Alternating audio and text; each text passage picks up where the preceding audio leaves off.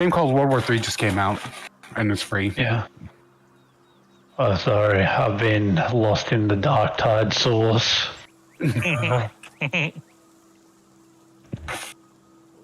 Josh knows. Josh knows what? Dark Tide source. Source, yes. Lost. Dark Tide source. Lost in the source. There's so many people play that. I assume it's good. If it doesn't crash 20 times, yeah. I was actually going to recommend it to you, Sept. I think you would thoroughly enjoy the Psyker and how crazy it is. I will check it out. It's definitely, like, I'll definitely play with you too. I play with, like, Jade and that as well, so... Hell yeah. Yeah, 100%. Brain. I think you'll thoroughly enjoy it. Do you like Left 4 Dead and stuff like that, Sept? Mm-hmm. Yeah, it's literally like Left 4 Dead, but Warhammer 40k. Like... Oh my god. Isn't that Vermintide? Yes. Well, it's from the same creators of Vermintide. So, yeah. So if you like Vermintide, you're probably going to like Darktide. Get it? Darktide, Vermintide? Yeah. Pretty similar names. It's just You know that what's funny? 40,000 years into the future and everything's fucked. Who would have thought? Vermintide has actually been on my radar. It is 40k. Matt, you might like it. You might have fun with it. You like 40k. What's it called? Dark Tide? It's called Warhammer 40k Darktide. Is it free? Is it free? That's my next question. No. No. Is it on Pirate Bay? Nah. Alright. Let's have a look. I'm currently streaming. Shh. Do what you want because the pirate is free. Oh my god. I just How yeah. much is it? It is $60 dues. Yep. It comes out on the Wait, what's first, but it's in beta What's at the the moment. Imperial? Is the Imperial Edition any better? It is literally just cosmetics, pretty much, and some currency when the game comes out. Okay. Then Honestly, it's not worth- personally, I think it's not worth it. that is not worth $30. No. The original game is 60. I will not pay 60 for it. Just wait till it gets cheap. They will eventually have a sale. It's on my watch list now. Yeah. I'll get it when Steam does specials or whatever. I'm still waiting for one game to be fully released before I even think about buying it. It is very graphically intensive as well. Oh, is it? What's Yeah. the specs? Hold on, I'll have a look.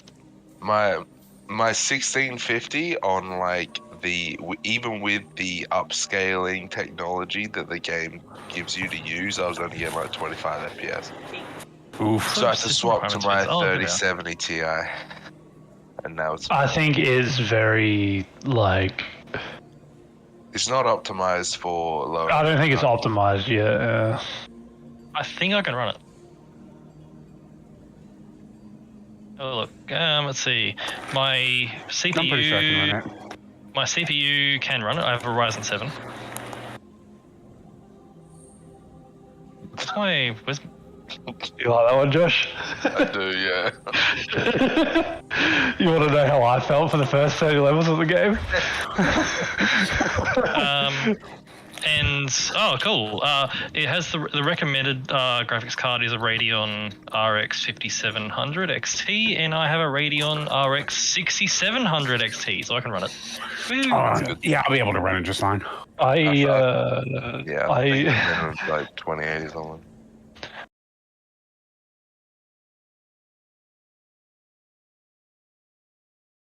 play with Tash because Tash plays Fnatic, right? Yeah. And it's literally, who's going to kill the elite? This box of grenades in my hand? Or that two-handed chainsaw that's charging at them? Let's play the game. Yeets box. Oh, I'm ready to go by the way. Oh, Fucking bonk misses. What? It's so funny because I hear,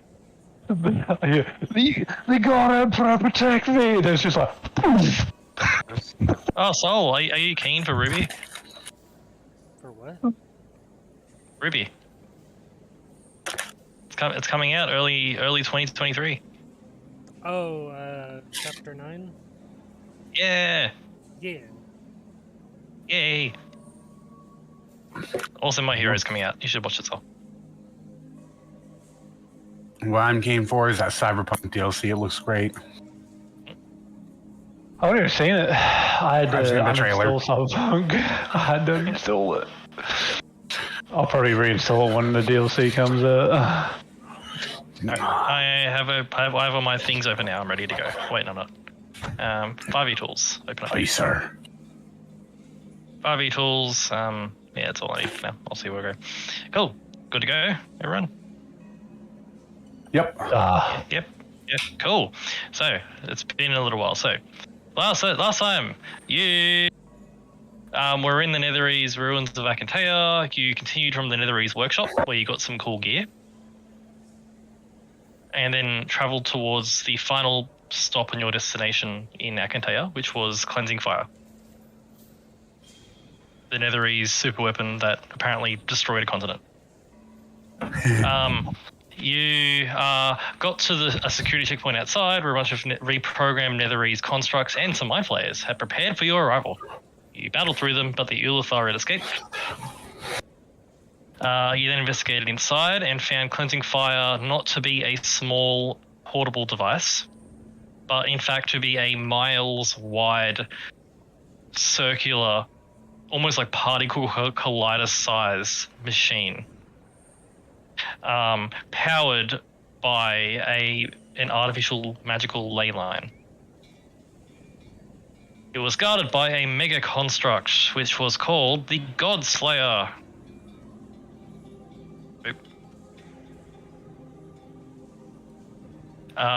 Which was OP as shit. I didn't even stat it.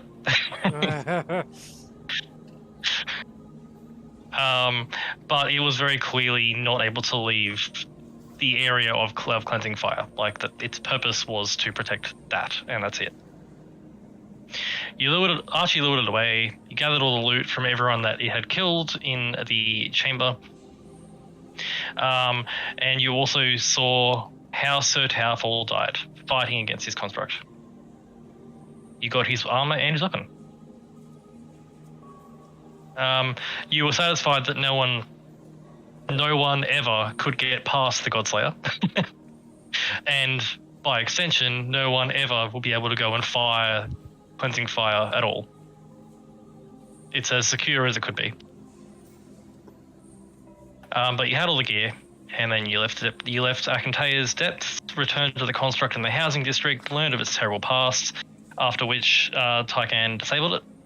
Archie took its power core, and you then teleported back to Waterdeep with the tiefling twins of Malevolence and Avarice. Back to Waterdeep, where you met a few members of the council to debrief and discuss what had been going on and things before you make your next moves. So, Avarice and Malevolence and the Water Elemental have been escorted out of the palace by Valiant, who you recall is still under the influence of the dragons. With you guys gone, and Valiant not there to listen in, because he's still a spy, technically. You are in the council chamber. You are sitting there with Lady Silverhand.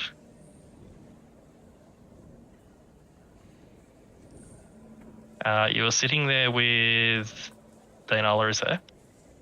And Onthar is there.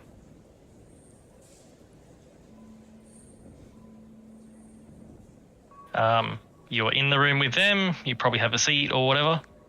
Mm-hmm. That's where you start off. So. Didn't they want to talk to us? They did. And they wanted to also know what you were up to and things like that. So. Been a while. Lady Sylvan says, indeed. So, I trust your excursion to the north was successful, and she sort of gestures at Scarlet's armor and Tyken's armor. It was. Also, we figured out why all the water was draining. Oh. Yeah. Mm. There was a gate, and there was a lot of salt water coming out of it. That was linked to a ancient sunken Netherese city. Oh. Hmm. I turned off the tap, don't worry. Oh, well, that's good. Mhm. Well, that's good. Well. And you have your sword, I see, as Lady Sylvan points at Tarkan's sword. Yes, ma'am. It feels nice to have it back. Very good. Well, a few things have happened while you've been gone. Mhm. Would you like the good news or the bad news? Bad news first. Lady Sylvan nods and then looks at Dainala, who speaks up and goes, well, we've been sending scouts out to the east, beyond the mountains, to see what our enemy is up to.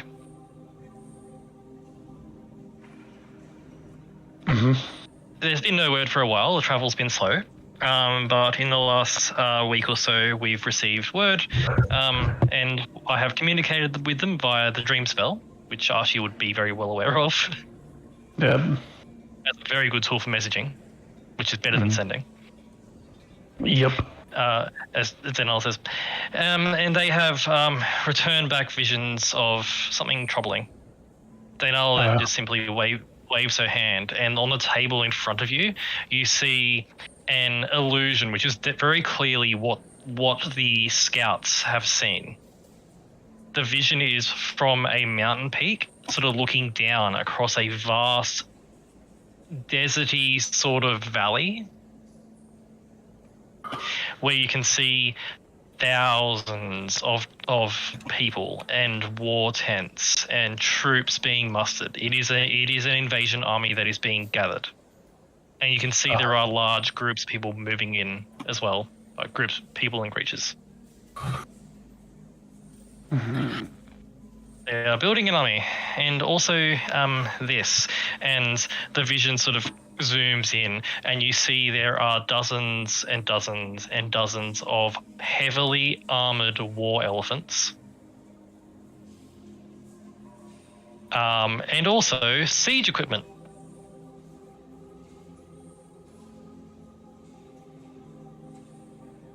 And there's also these, and the vision shifts to a different section of this large mustering army valley. You see a bunch of vehicles made out of metal, belching black smoke out of exhausts. As you see vehicles similar to these. You show it again. Jeez. God damn. That one is like the one in that picture is about the size of a truck. God damn. But there are smaller ones as well, and you can see milling around those vehicles, like working on. There's a workshop that's visible. The workshop is fixing them and stuff, and working in the workshop are devils.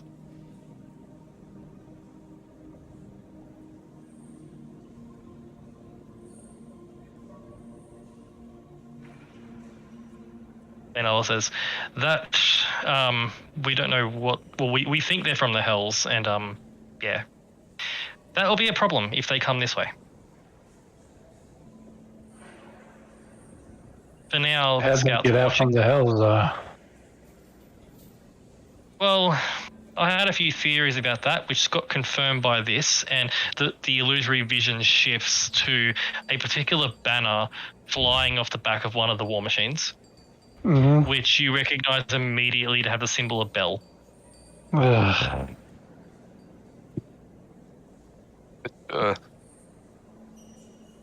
So we just like Are the gods just allowing the hells to do what they want? What's the hell's Asmodeus doing? We're not Right. sure exactly. They look all to be under the banner of Bel, though, so I don't think it's a unified front. I think it's just one devil, like one archdevil. But Yeah, still though, the balance needs to be preserved, and there is no balance happening right now. I slowly look over to Sanraya and raise an eyebrow.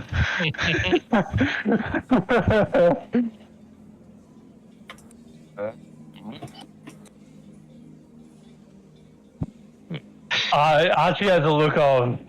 It looks like there's bigger things coming for you now. It's not very hard to read. I'm up shit creek without a paddle, maybe. Lady Silverhand says, well, in my time here being in charge of the council, I've learned to be a good politician. And politically speaking, if I were Asmodeus, this would be a really good way to get Bel punished should his efforts fail. He's already had 3 efforts fail. Yes, well, To be fair, Bell is a failure, but you know, I love how even though Asmodeus is who he is, he still has to follow guidelines. You don't have of it. It's actually really funny the more you look into it. it's funny because he's like very lawful, but he's very like evil at the same time. at this point, Onthar speaks up and says, I also have an idea about this as well. But There's an old saying, as Onthar looks at you, Scarlet, and says, your father once told me, when your enemy is making a mistake, you don't stop them. You just let it happen. That's true. I was going to say something similar, to be honest. I was going to say this threat is here, but it's not threatening at the moment. No, as Denala speaks up again, it says, you're right. I think they're still gathering. Based on the scouts, it looks like they are gathering an invasion force, but it looks to be a fair way off being ready. The illusory vision on the table sort of shifts and shows you various factions among this invasion force are fighting amongst themselves, and people are trying to preserve some sort of order. They're definitely not a unified force yet. They're definitely working out who's in charge and arguing over who's in charge. So,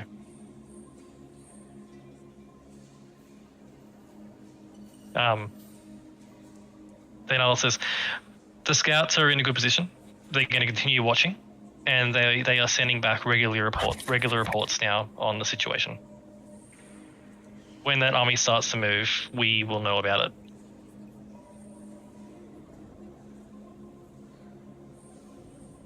But that's the first bit of bad news.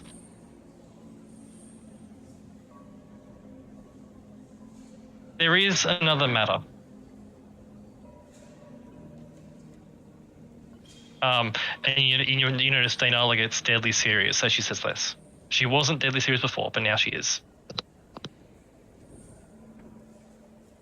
Dainala says, as the illusion of the table fades, Dainala says, I have several instruments in my personal laboratory that keep an eye on the weave on a global scale. Looking for tremors, disturbances. And shortly after you left Waterdeep, there were some disturbances. 4 of them.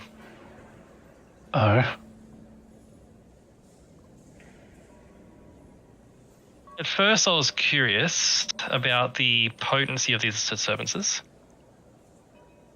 thinking it was just someone out there casting, some 9th level magic.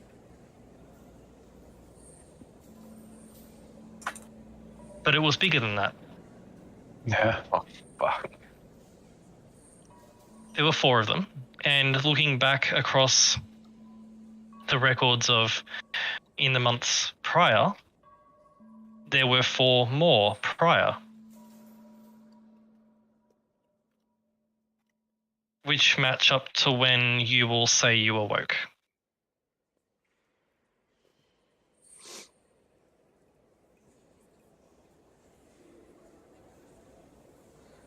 So the disturbance. There was 4 disturbances. There were 4. Where do you know a pinpoint of where exactly they were? Sorry. I'm not able to tell where. I'm only able to tell that there were 4 disturbances. It's bigger than 9th level magic. It has the telltale sign of a deity. And it has Tiamat's fingerprints all over it.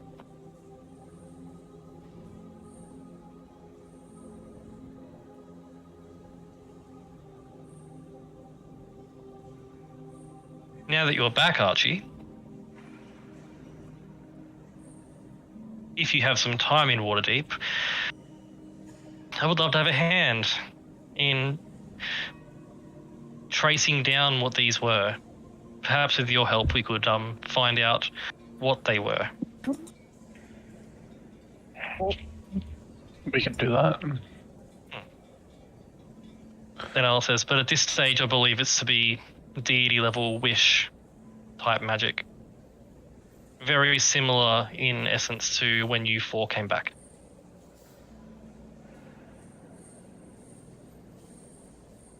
That's bad.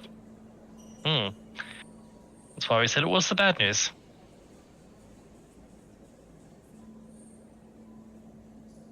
But then Al says, that's the bad news. Lady Sylvan smiles and says, the good news. Indeed. Well, a dozen or so more settlements have been devastated by dragon attacks, and there's not enough room in the city. So there is now a semi-permanent settlement outside of Waterdeep with more refugees. Silvara, who you recall is the brass dragon you found in the north. Silvara is currently outside the walls keeping the peace. So that's kind of good. The really good news is the training of soldiers and mages within Waterdeep is continuing successfully. Learning the lessons that you left here last time, gesturing at Scarlet, Archie, and Tyken. So their training is continuing quite well. We're not sure if we'll be ready for that attack when it comes, but we're in the progress of getting ready for it. But that's basically what's happened in Waterdeep since you've left. Oh, and Valiant, we've been tracking Valiant, and he has been informing on council meetings, so we have been careful with what we say at them. Yeah, that's what's happened basically for now. Seems reasonable enough.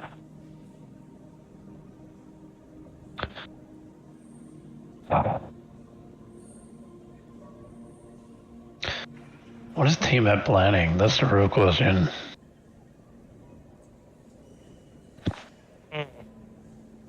That much we're unsure of.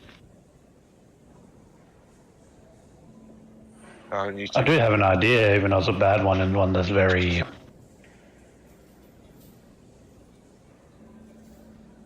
controversial. Yes.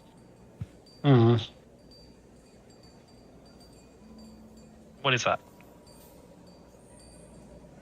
Well, we found another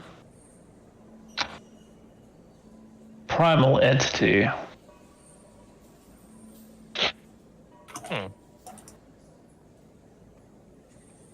Within Akantea.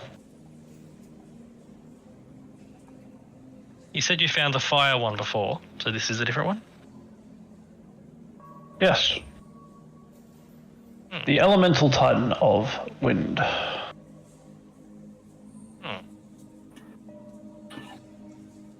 It seems to be that the Netherese found a way to use it as a driving force of the floating city, and the floating city is no longer, well, floating.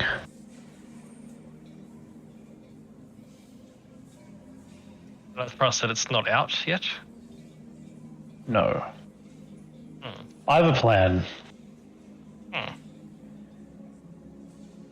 I believe that if we want to get the world back to its original state, as well as Hamper Tiamat, we need to release the Titans.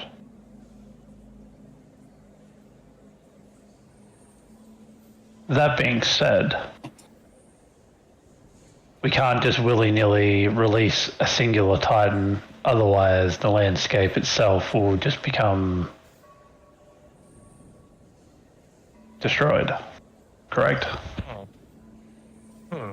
Lady Sylvan nods and says, yes, as far as my research on them goes, they are individually all very dangerous, but together will provide some sort of a balance. We came to an agreement with both, but the Wind Titan was a lot more rational rather than the Fire one.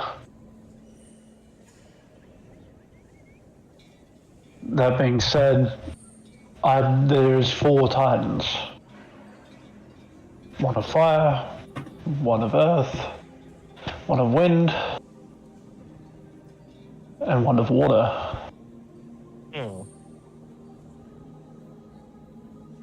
I have one of 2 theories. We release 2 as a counterbalance at the same time, or we release 4 all at the same time.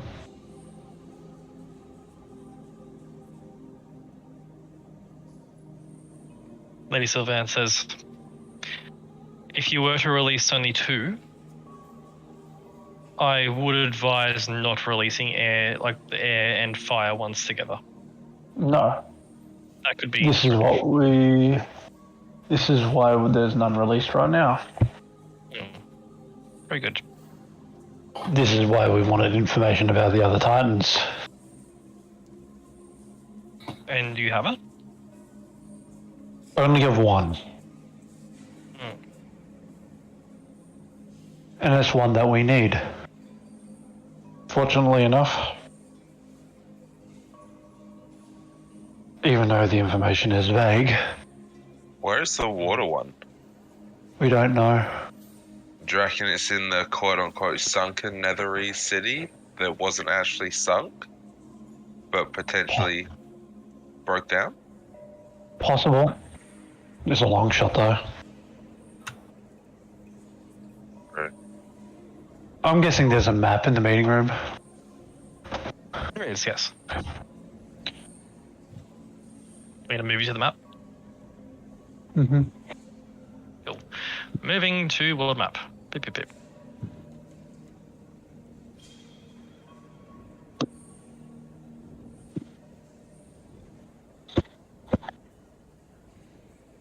It should load any moment.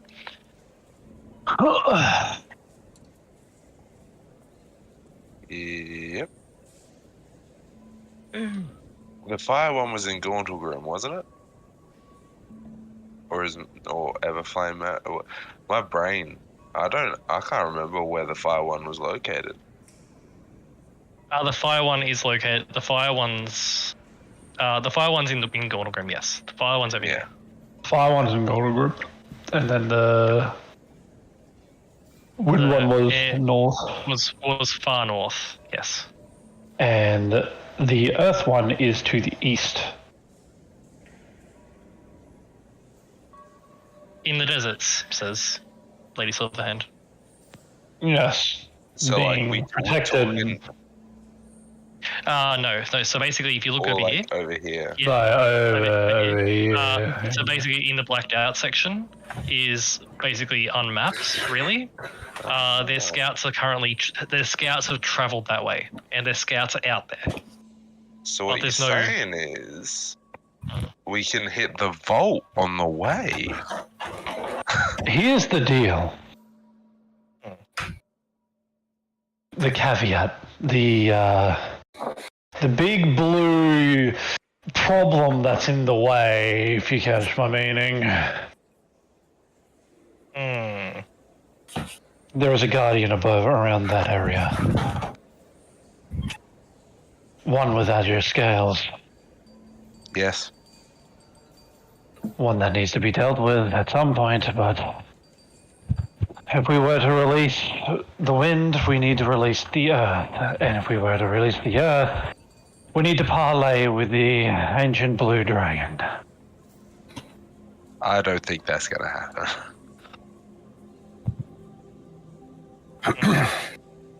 In my current hope state of Marley being, will. it's going to be very hard to do. That being said, we do need to scout over there and know what's happening. I also want to go over there because I have some personal belongings to pick up. And I feel it's time to get back some of my old knowledge. Then I'll Things are starting to heat up. That being said, I do like using time now, but it's time that I get some of my old self back. I feel the way I am now is not going to cut it in the coming future. Just as Tyken was lost without his sword, I am lost without my glasses. I have a shit-eating grin. As well as other implements. I adjust my glasses. Are the glasses in the vault? Do you reckon? I'm guessing there's a lot of things in the vault, and it's not just going to be magical implements that I used to use. The old me used to have fail-safes on top of fail-safes on top of fail-safes on top of fail-safes. I'm guessing there's going to be a lot of handy things in there.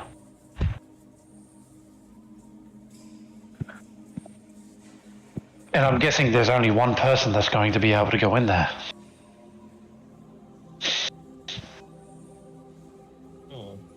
Me. And Lady Silverhand speaks up and says, "And you know where this place is?" I do. Well, we can arrange for teleportation there if that will help. If we can. Part of me feels like Archie would have some sort of counter teleportation in place. It just I don't think we'll be able to get exactly right there, but I think we'll be able to get close. just interpreting it properly. This is like a mountain range, right? Like this is like upwards. That Or is is a this like- massive. That is a massive mountain range. Yes. Okay. And what's this? That is a burning swamp, which then leads into a section of forest, which is called the Poison Wood. Okay. There's a swamp. It starts off as swamp, and then it turns into a toxic forest. Lady Silverhand says, the Poison Wood is very dangerous, corrupted due to the presence of one ancient green dragon that we know to be nesting there.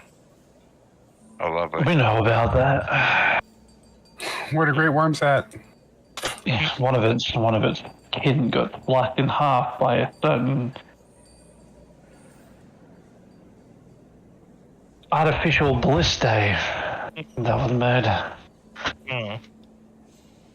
Yes, I believe that area where your vault would be located is approximately in the dragon's sphere of influence, Well, which would lend credence to what you said about your backup plans upon backup plans. If such a place exists within a dragon's realm of influence and it isn't aware of it, then certainly there is some countermeasure in place. I'm guessing there's a dragon ward there.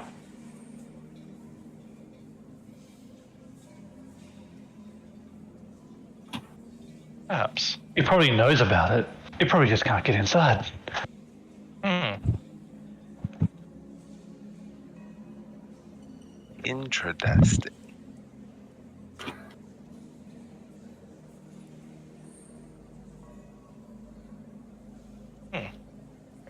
Lady Sylvan says, well, if you wish I to have head an there- idea. We took the... No. I have an idea. It might take a few days, though. And I might need a little bit of help of your own. I might need a little bit more magical power to be able to do something, and I think you would be quite curious about this, Daynala. Says, well, of course. We're going to take a little field trip on our little few-week foray into knowledge that we're going to do. Hmm. If you're willing. You want me to come with you? If you want to come to the vault, you can, but I want to take you somewhere else first to get some more information of my own. That could be agreeable. I did have classes organized at the academy, but that I can arrange a replacement for that. How about I just help you get the classes over with quicker? Then Ella says, it's okay. I can make a clone to teach the classes. Archie leans back like, I fucking wish I had my clones again. And then he leaves there like, let's have us all like, sigh, like, disgruntled sigh. Anyway, we have things to sell, stuff to do, things to do within the city, as well as organization, as well as stuff for yourself. I'll give you a debriefing and some notes about our travel in due time to everyone that requires it here of the higher-ups. Should be done by nightfall, rather than sitting here for hours on end. We're all busy people. Indeed. Then Ella says, well, if that's all for now, she looks at Lady Silverhand, Lady Silverhand nods. Then Ella looks at you, Archie, and says, do what you need to do. Archie, you know where my tower is. I do. When you're done selling things and doing what you need to do, come by and we'll investigate these disturbances in the weave. I'll do the... I believe a second pair of eyes would help. I'll do the house cleaning that we need to do and then organize these reports for everyone, and then I'll deliver the last report to you and we can start as soon as I arrive. Excellent. Also, I've sent the water elemental to the field. Ah, good. It'll help with Good. water problems. And you said it was here for a year. Yes, But, I think it'll be very handy with agriculture for now. very good.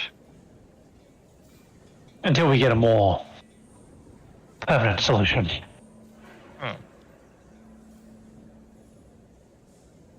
And Anywho, says, well, thank you for doing what you've done. I'm sure we'll be in touch. If you need anything of me, you know how to get in contact with me, any of you. I'll be willing to divulge any more information that would stake your curiosity. Other than that, I'll have everything on the reports by tonight. Excellent. With that, Archie Lady nods Silverhand- and stands up. Yep, Lady Silverhand, Danoa, and Ontharr all stand up. Let it be up then. They all sort of nod at you. Ontharr smiles at you, Scarlet. He says, "It's good to see you back again." Good to be back. With that, do you all go your leave, do you? I go to Thanraya and I'll lean over Thanraya's shoulder and look them in the eye and I say, I have an Ed to pick up. The exact same thing. Alrighty. Okay. I just like get real close and I lean, I need my machine. We need to make our own God Slayer. Let's go. Yeah. Alright. You know that You'll look make- of like a man with like 200 thoughts on their mind. This is Archie thinking about Ed.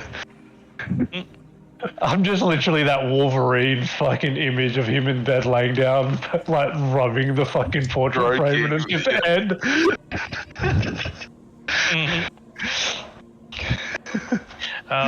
So as you all leave, you all exit the palace. As you exit, you go past several servants and other housekeepers in the palace who are all in the process of using prestidigitation to dry up the areas of wet floor where the water elemental has passed through.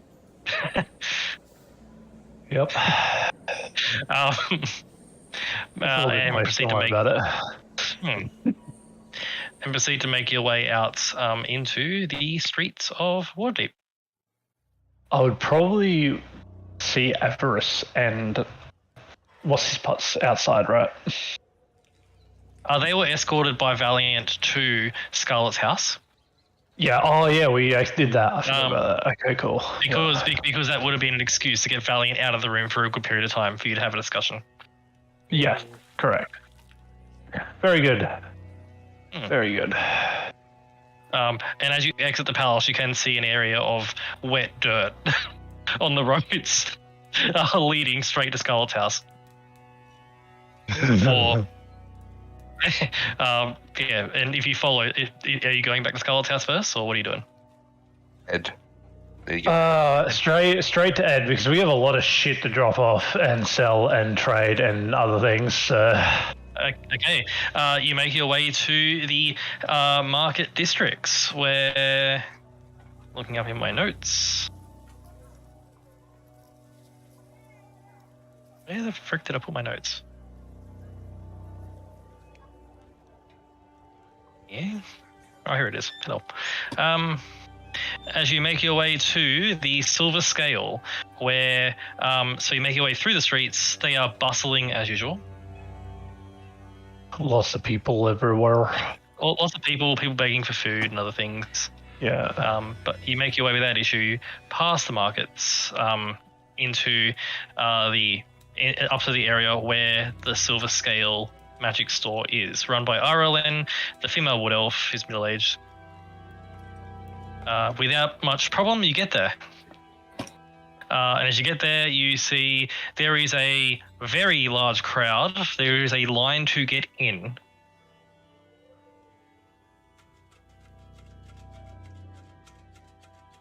With people talking amongst themselves excitedly. You see groups of children with their parents all there, and the children are all excitedly, like, the children look excited to get in.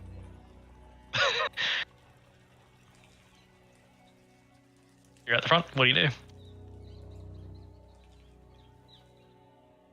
Go inside if we can. Okay.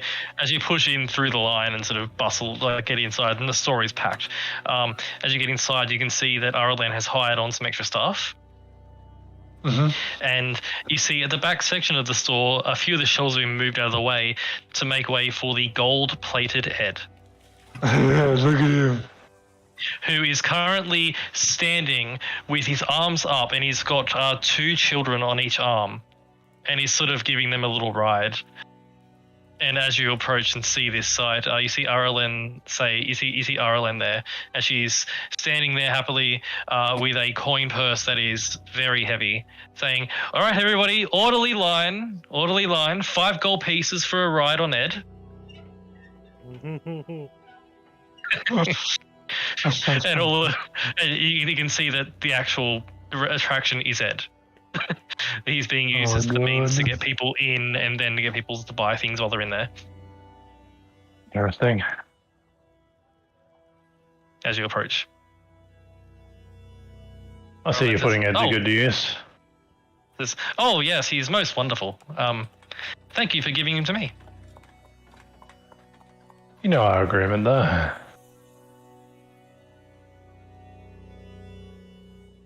I didn't expect you to be back, actually, but I was hoping you'd be mine. I'd.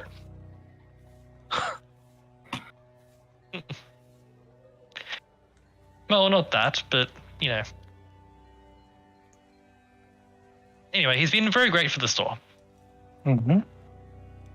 And you can see there's actually what is very clearly what you'll recognize to be a fake silver scale that has been attached to his front armor plate. Some sort of branding for the store. We come to deal business. He says, "Okay. Well, let's step into the back." And she points at one of her helpers and says, "You're in charge." And then she leads you out to a back area and out of the hustle and bustle of the store. Says, "Business." Indeed. Hmm.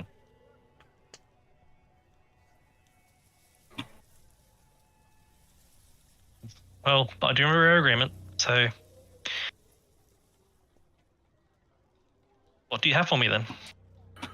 I'm just gonna lay a menagerie of nethery shit on the table. I'm gonna unload all of the beauty products that I have in my bag of holding.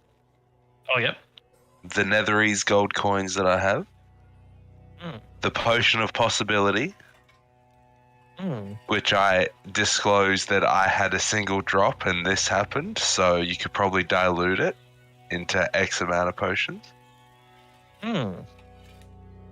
And I'll quickly show the Netherese extinct fish and then put them back in because I don't want them to... Yeah, gotcha.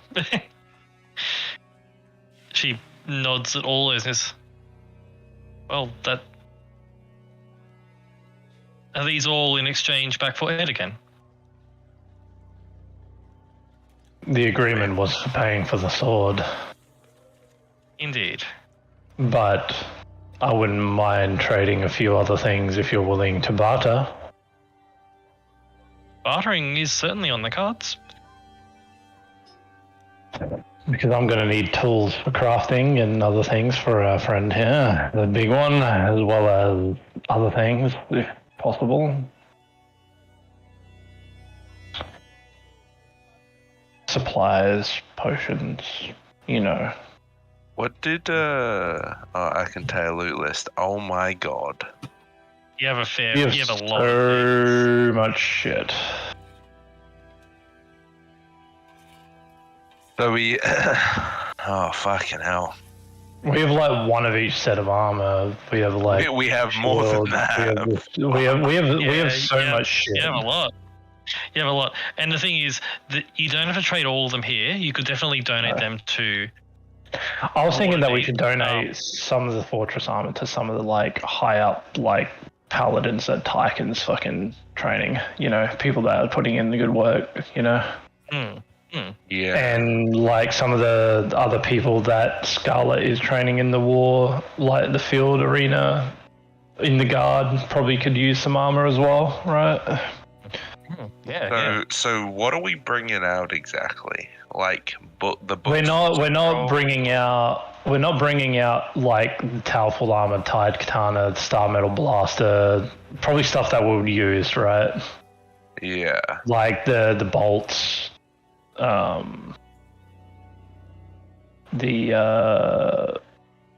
will say as well, just quick side thing. So there is that folder in the magic items section called Akanteya Loot. There's all of that. You also did have a pair of angelic longswords and a pair of angelic half plates. Yeah. For the sake of simplicity, you could have identified them quite easily. Yeah. These are the longswords. +1 longswords, 1 a day fireball with radiant damage. Mm-hmm. And the half plate is +1 half plate bonus action to activate armor, casting daylight centered on yourself. I think we're going to probably give those to the paladins that Tyken's training. So, Cool. but I think like some of the nethery swords and guard shields. Like we have a shit ton of nethery sword and guard shields. Like You do. You have lots. that could literally pay for a lot. Are we taking out the books and scrolls, like the magic theory and No. stuff like that, or is Archie holding on to that? That is Archie. This is mine. That would make great. Chess set? Like. Assorted miniature airships? Shit like that? Is that what we're thinking? The airships we probably don't need. The elemental gems and stuff we could probably use, right? Yeah. I think the chess set we could probably sell to one of the council members for more money just because of what it is, so...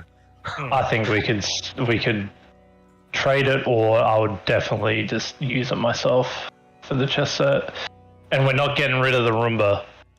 The Roomba's going in Scarlet's estate, and they have no fucking... By the way, the Roomba has been sitting in the bag of holding. Yes. It hasn't come out yet.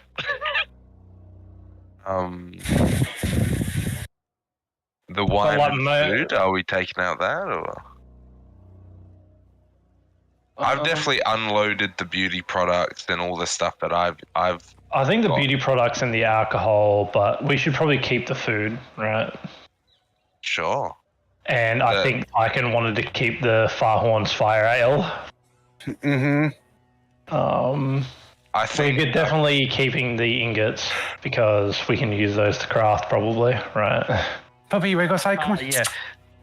Yeah, Tyken knows how to forge and could definitely use those ingots. But yes. A lot of the guard armors and the crossbows and stuff that we have lots of is probably what we're putting on the table, as well as like the combat shields that we probably won't use.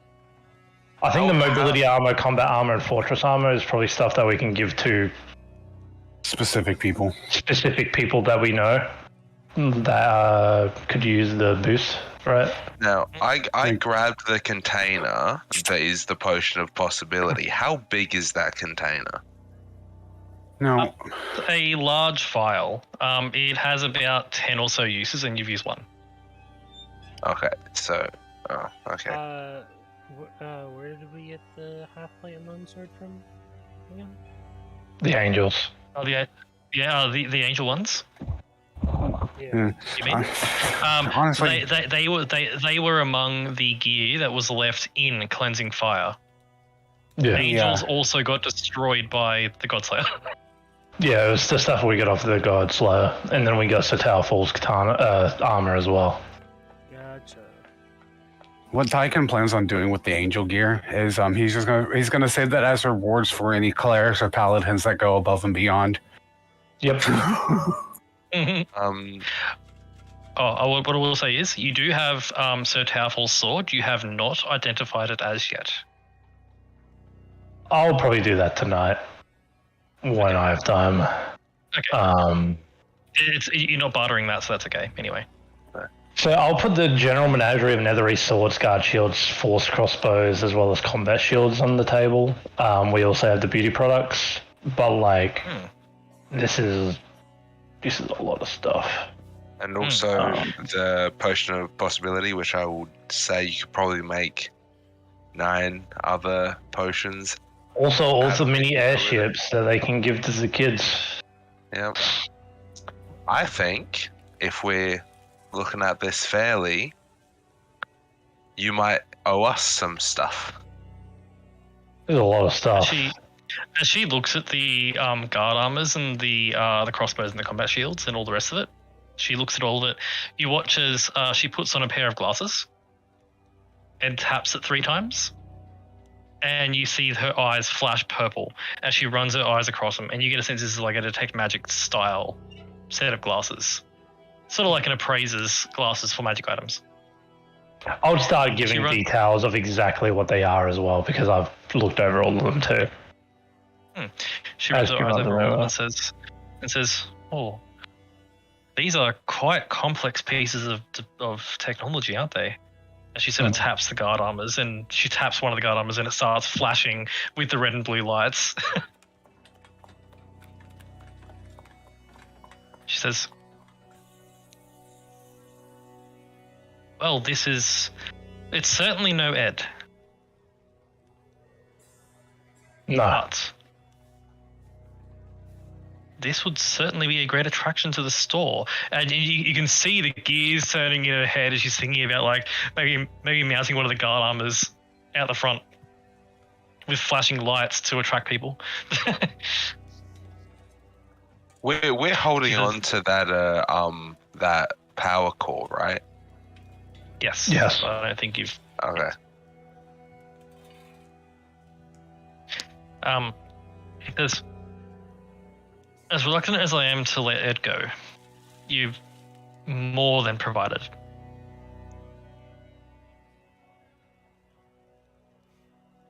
Is there anything in the store you'd wish to take in as well, then, in exchange for what you provided here?"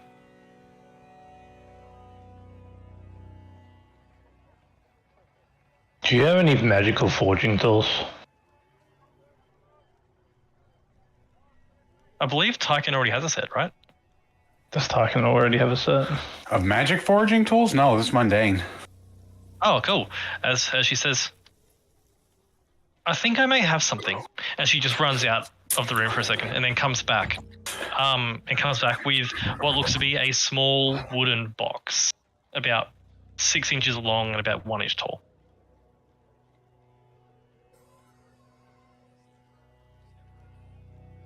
She puts it down on the table for you. It's definitely magical. As she puts it down on the table, she puts it down on the table and says, and she pushes some things aside and then presses a little button in the center, and it unfolds and unfolds and unfolds and unfolds until the entire table is full of a very compact, portable, magical forging device. Oh. Well, hello. While it's definitely not going to be able to make a set of armor because it is too small, it's perfect for repairing armor on the go. It's more on the lines of having stuff on the go that Tyken can use, and if we get into areas with like other magical like forging equipment, we'll probably want magical forging equipment of our own to be able to like go with it. Right? What about what about a magical blacksmith's hammer? There are a variety of small tools in here, including a blacksmith hammer. Yeah, but blacksmith hammer.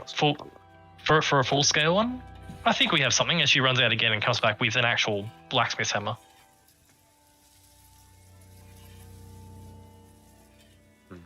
What does it do? The hammer on the bit where you hit people with has the symbol of Moradin. Ooh, quality. And you can see as she picks it up and shows you, it does engulf in flames somewhat.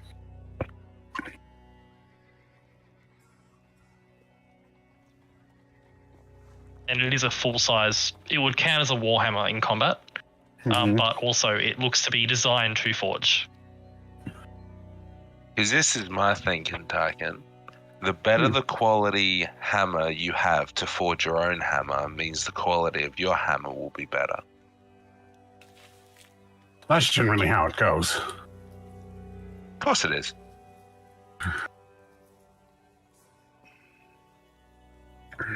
But to tell you the truth, I'd be indecisive on which one to pick. We don't really need repairs done if we're being realistic.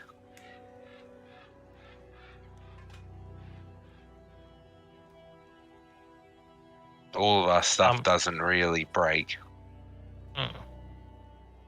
What I will say is for the combat forging gear, it can repair things and it can make small things like armor, and but like arrows. Sorry, like arrows, crossbow bolts, that sort of idea. You can repair armors and make crossbow bolts. It should be able to make small arms as well, I would imagine. I mean, it's up. Sure, we'll figure. This is basically just a start.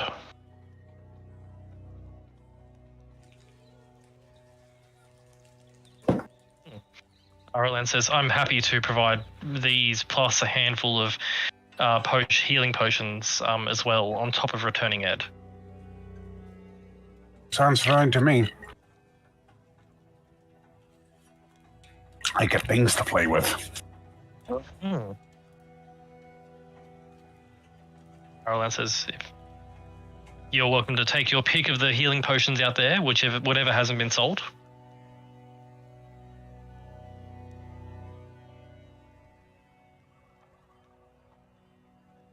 Unless you have more to offer.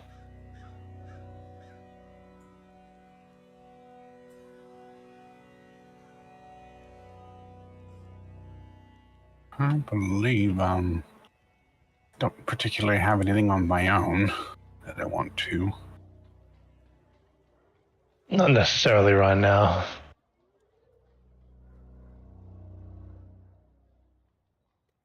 Can I interest you in a crown? No, not Kidding. no, we're not doing that. I joke. It's wonderful at parties. Put it on.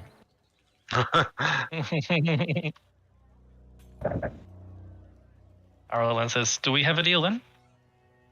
I'll return Ed, give you the hammer, the forging gear, and whatever potions you wish to take from out in the main storefront, and you get Ed back." Sounds fine to me.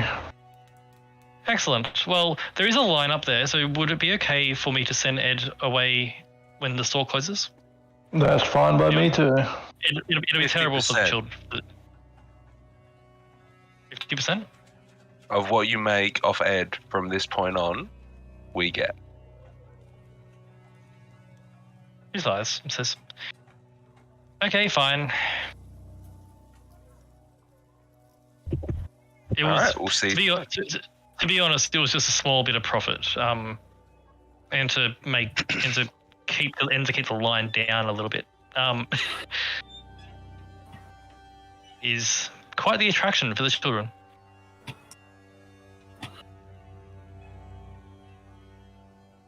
That little extra amount of gold will be able to get us a few extra supplies for our journey. So, your extra profit, our extra stuff. You know what I'm saying? Indeed. Oh, thank you for doing business. And you watch as she pockets the beauty products.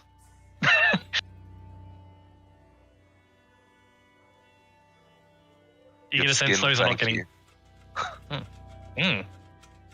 They do seem to have some quite unique things. I wonder if I can replicate them. If you do, call me. Will do. So we'll go grab some healing potions then and come back tomorrow.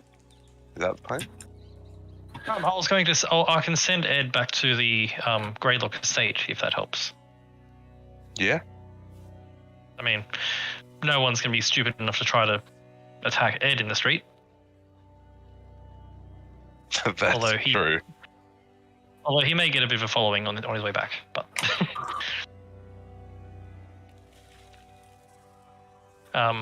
with that, So, what potions are available for us to grab? yes. So there are about a dozen healing potions there, like regular 2d4 ones. Yep. There are rolling a dice.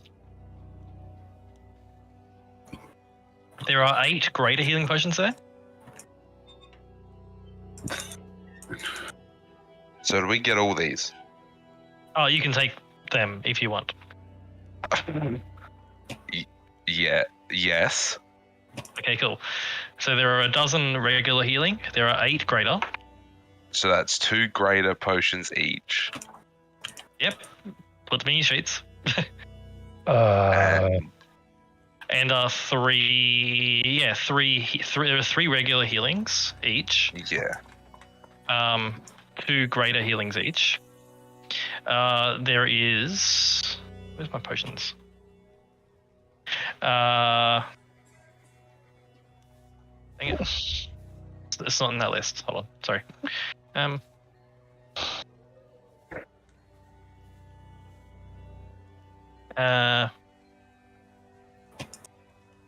There it is.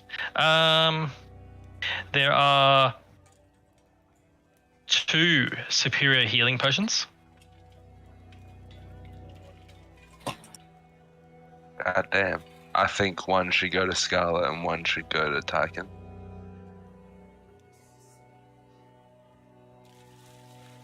Okay, put them in your sheets. Superior, you said? Superior, yes. So they're the superior are the where is it? 8d4 plus 8.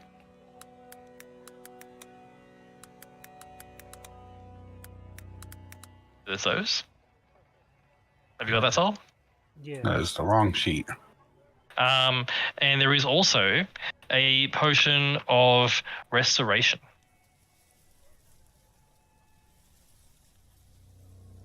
As in the lesser restoration spell in a potion. I feel like...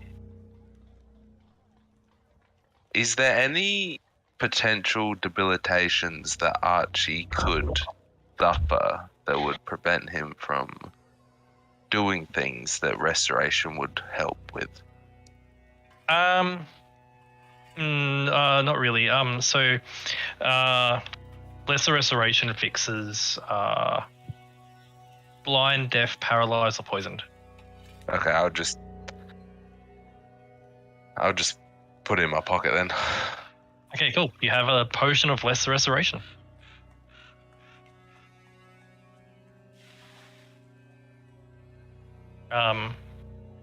The potion shelf is basically empty. You did see there was a back room where RLN had some people brewing more potions, but they definitely only read today. So, and you were told what was on the shelf you can have. So you've got what's on the shelf. We need resistance potions. What? Yeah. Unfortunately, the shelf for them is empty. RLN will inform you upon seeing that the shelf is empty. RLN will say, unfortunately, they have been acquired by the Waterdeep Guard. What about, do immunity potions exist? He says, they do. They are exceptionally rare and very, very hard to brew. I see. Unfortunately, I don't have any of them at the moment. Probably very expensive. They are, yes. Well, it's less about the expense of making them, more the expense of getting the materials for them.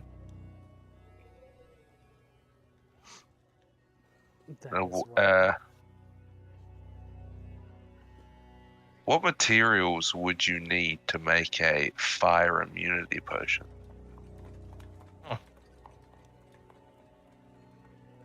RLN What's says, the hardest one, rather?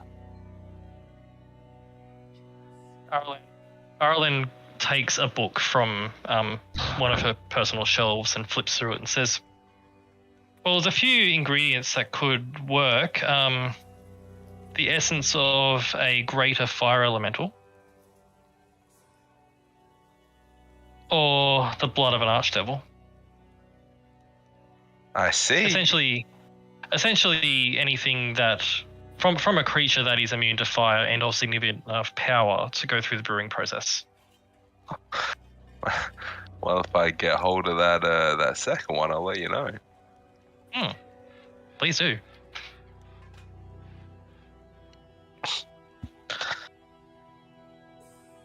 Of course, the brewing of a potion is more than 50%. The cost of that is for the ingredients. If the ingredients were provided, then that would obviously make a massive discount on the brewing of it. This is a magic shop, right? It is.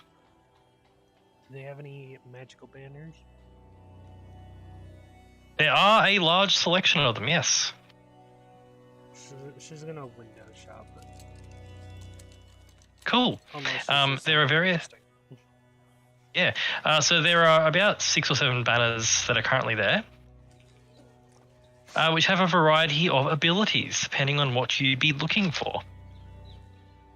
One of them is just gonna make sure it's not in here first.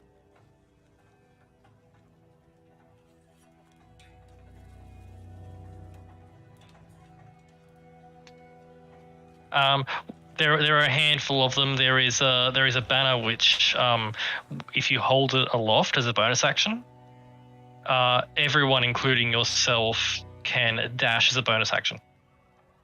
Ooh. So there's that one. Can we see? Yeah. So there's a dash one. There is a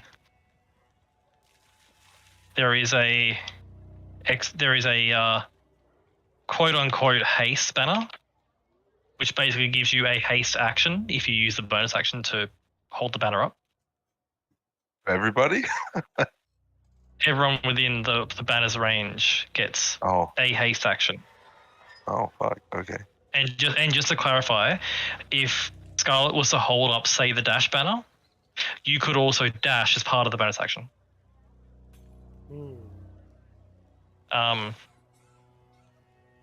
They are very minor effects. I will say, for Scarlet, you do recall the banner you had in the Battle of Waterdeep, when you died, was significantly stronger.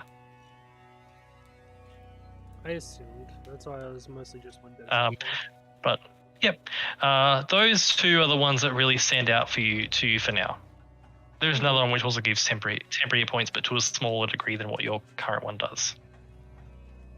Yeah, fair enough. Yeah, you are informed there were more of these banners here, but again, they have been taken up by some of the leaders of the guard for Waterdeep. No, that's fine. The only one with banners.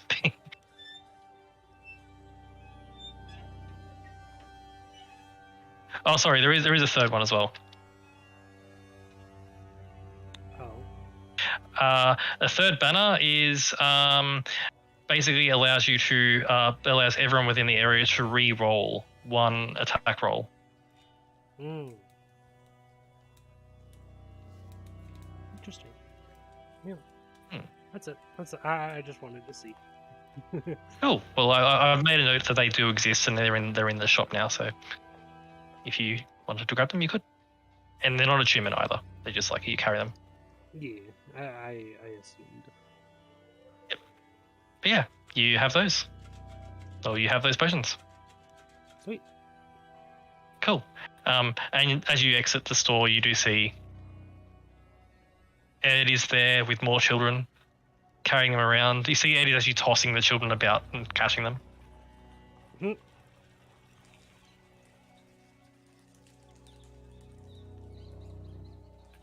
What he will do? Go back to the estate, I guess. Cool. I'm just going to edit the Akantaea. I'm just going to edit the Akantaea loot, and I'm going to remove the Netherese guard armor, the Netherese swords, yes, Yes. and the guard shields and the crossbow, the force crossbows.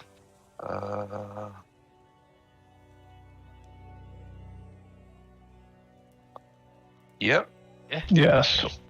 So that's them. The potion of possibility. I don't think it's in that list there. That's fine. No, it was in and the my beauty inventory bug rid of it. And the beauty products. And the assorted miniature airships. Oh, they're in that list too, aren't they? There they are. Yeah, they're in the Magic Cloud. There we go. Done. And the magic gear. Yeah, cool. That's all. Yep, cool. As you exit the magic store, leaving Ed to entertain the children for the rest of the afternoon, you make your way back to the Greylock estate. You all return, and as you get back, you see the door is partially ajar. You can see the water elemental's tracks have come to the estate and then gone off in a different direction, as Valiant has led the water elemental to where it needs to go. It has not ruined the floor of Scarlet's estate. Mm-hmm. Upon stepping inside, you see Avarice, who is walking about the halls of your estate, sort of looking at things, and you can hear the sound of grunting and effort coming from the training area within your estate. You presume Malevolence is taking a moment to train using your gear. Fair enough. Back at your estate.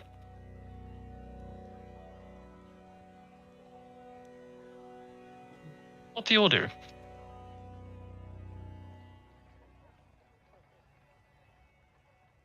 I need to start making those reports, so I'm going to do that. Okay, as you begin to make your reports and do things, there is an office for you to do that. As you sit down and begin doing that process. What is Scarlet doing? As we're entering what is essentially a few days of downtime, I presume. Yo. Heal. So what are you doing in this first afternoon, Scarlet? That's a good question. Can you come back to you? I can. Yeah, go for it. Okay. What is Tyken doing? Tyken trying out his new foraging stuff. Yeah. As you find a nice spot, you notice as you unfold it, if you want it, it actually has little legs, so it makes a little table. Yes. You can craft arrows on this very easily. There is also a portion of this table which would allow you to apply poisons and other type effects to weapons. Ooh. Doing so would actually grant a longer time frame for whatever effect on the implement to last. Poison's usually a minute. This will make it last probably about 10 minutes instead. Ooh. I think the first thing he's going to do is he's going to make a ceremonial type sword. Okay. You know, that's form over function. Okay. Basically, this table can make a long sword, but probably not a great sword because of its size and how compact it is. Well, then he's got a decision: buy a bigger table or settle with a great sword. A longsword, man. Yeah. A long sword. I'll say it can do a great sword, just it's very unwieldy. You sort of have to work on bits at a time. I like to, or I could check and see if the state has a place I can work on a great sword better. There is a tool forging portion in the training area of the estate. As Let's there go. were many broken swords here as Scarlet trained up. But like with the basic forging gear that's in the estate, plus the magic forging gear that you have, you can work on a greatsword. Yeah, let's go with that. Okay. Tygan begins the process in the evening of working on a ceremonial greatsword. As you're working your way on that, what is Thanray doing?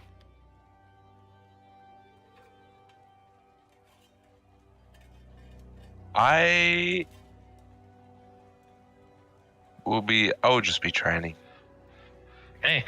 You join Malevolence in the training yard, I presume. Sure, yeah. Oh, fucking he's there. attempt to kick his ass. Yeah, cool. As you go in there, and it's not a full-on battle. You get a sense that Avarice has probably had to talk to him about not fighting anyone full-on because they could be needed to make money pretty soon. So, but he is an excellent training partner, Malevolence. As training happens. And Scarlet, what are you doing? She'll probably do some training of her own. Oh. As you're in the training yard as well, there's most of you in the training yard except for Archie, who can hear the sound of training going on. Yep. I imagine the place where you're doing your reports is probably in a library type place within these. Yep. Yeah. Avarice is in there with you. She doesn't disturb you. She's simply sitting there reading books. Mm-hmm. As one does. She looks almost bored, but, you know, making do. I would get her some tea. She'll take it. Yeah. Thank you. This place is very fancy. Is this yours? No. Mine blew up with Neverwinter.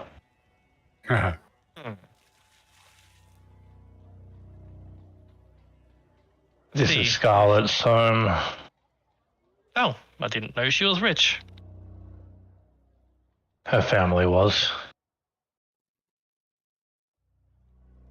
Things have changed with the whole, Tiamat bending the Faerun into their own whim. I see.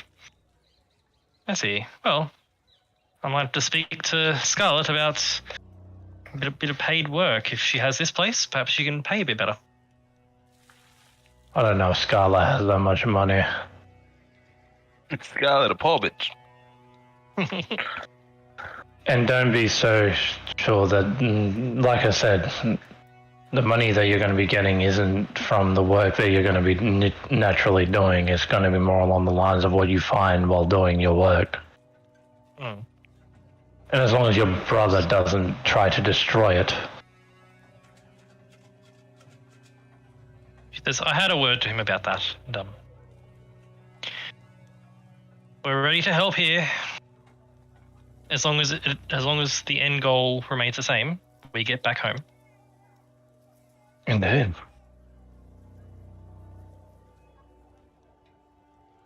With that, she goes back to a book.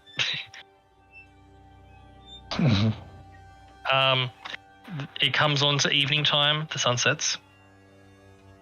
Before you hear the sound of a heavy thud, thud, thud on the door. On the front door of the estate.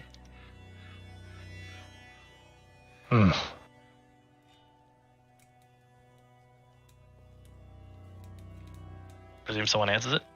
That's not my job. Scarlet. I can't hear over the hammer. I'll get it. Okay. As you go to the door, Scarlet, and you open it, and there is a giant gold-plated Ed with a procession of about 30 or so people that are following him.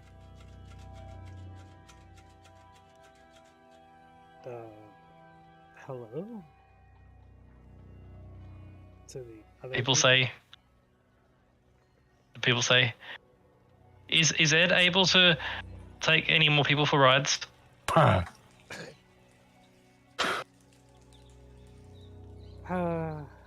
One sec.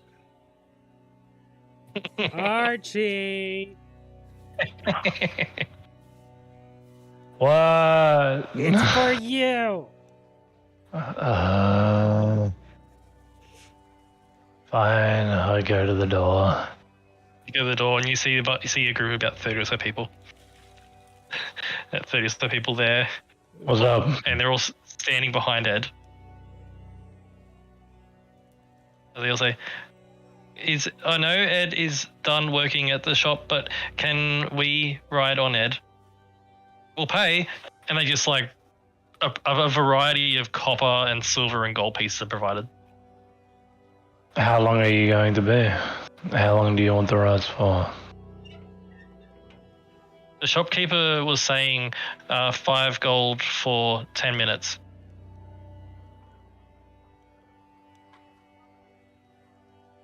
Right. About 30 of them.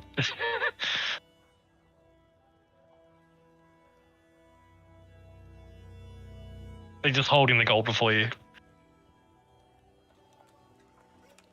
I'll be back. Dinner Okay. time for me.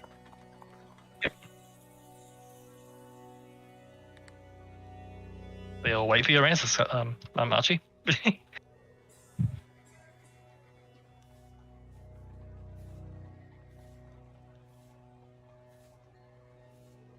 Archie? How about this? You don't pay me anything.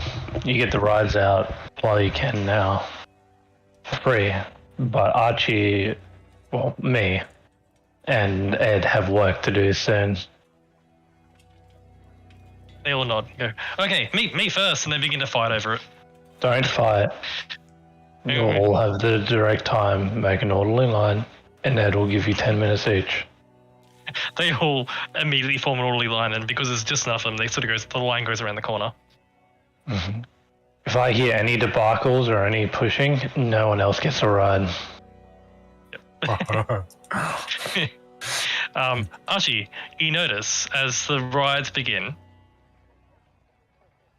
people start joining the line. It's fine. Seeing there's a line, people start joining the line. Yep. As they're mostly children, to be fair, and you can hear the cheers of children as they're being carried around by the giant robot. Mm-hmm. As that goes on for about an hour or so, Mm-hmm.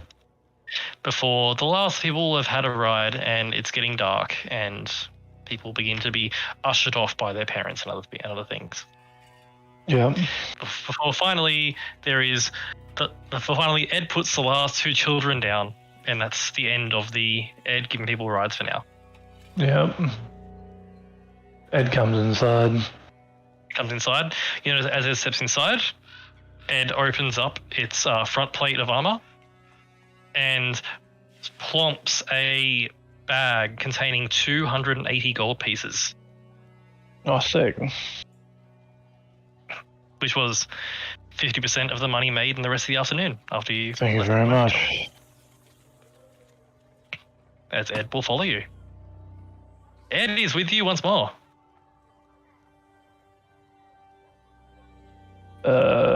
16, 536.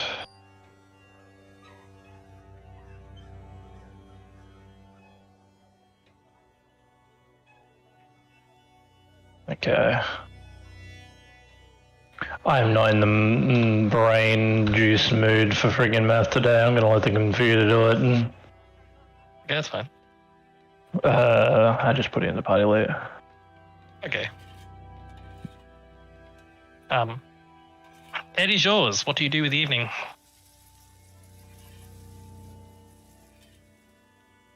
I'm gonna keep doing the reports and get ready to send them out because I'm probably almost done. You are almost done. Archie is very good at writing reports. Summarizing Sounds things like he in used great to do detail. it. But that was another say- life. What I will say is, by the time Ed's arrived, you're basically done. Hmm. So, what do you do with your evening? I am going to go around and send the reports around. Okay. There are servants in the estate that can do that for you as well, if you wish.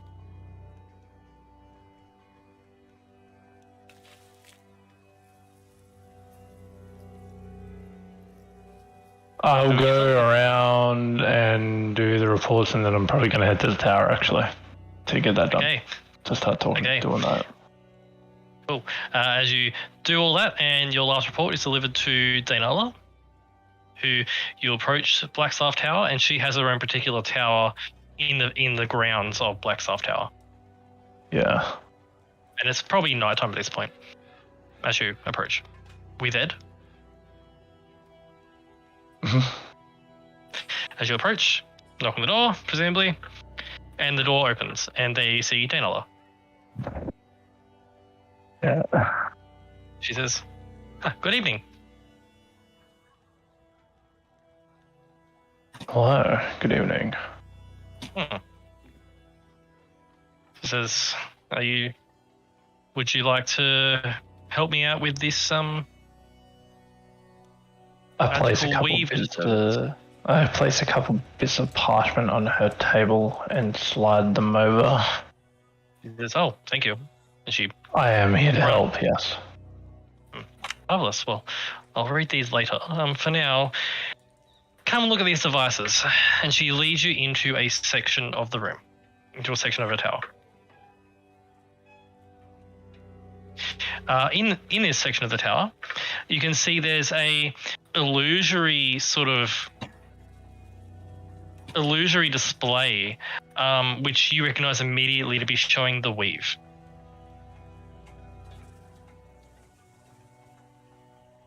As you approach Archie, alongside Dainala, you notice the illusion on the table showing the weave sort of distorts immediately upon your approach.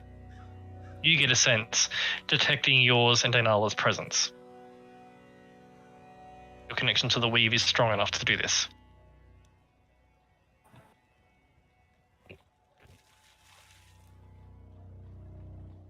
Dainala says, "The instruments are extremely sensitive, you see. Yeah. Able to detect the slightest things. I've figured out a means to reduce the interference." She touches one of the devices on this table, and as she does so, you feel the effect of an anti-magic field on you. Yeah. And as it does, you notice the table is excluded from this, as suddenly the distortions that were appearing as you entered the room disappear, showing the weave in a much less disturbed way. Yeah. Dainala says, "So this is the device I use. And we can backtrack here," and she sort of touches another orb on the table and rotates it, and you can see it. She's able to zip back and forth. Almost like it's very similar to like an earthquake detector in a way. Sort of showing all the bumps and things, showing when the earth's shaking or not, but it's just the weave. She winds it back a little while, and you can see there are 4 very distinct blips.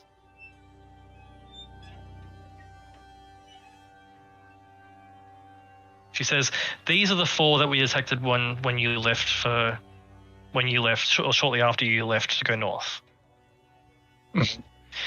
And these, and she flips all the way back, and you can see 4 distinct blips. These were when you all appeared.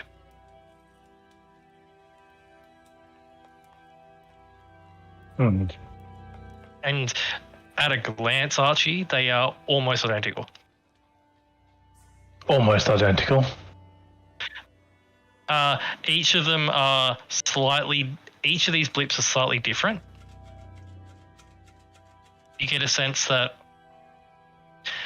at a glance, each of them are individual, and you're pretty sure which one of those first 4 blips are Tycan. Hi. Are the 4 blips a Tycan? Of the initial 4 blips. So there were the initial 4 from when you guys first appeared. Yeah. And there were the 4 more recent ones. So there was 4 for us and then 4 new ones. 4 new ones. Can I get a general distinction that 4 of them are us?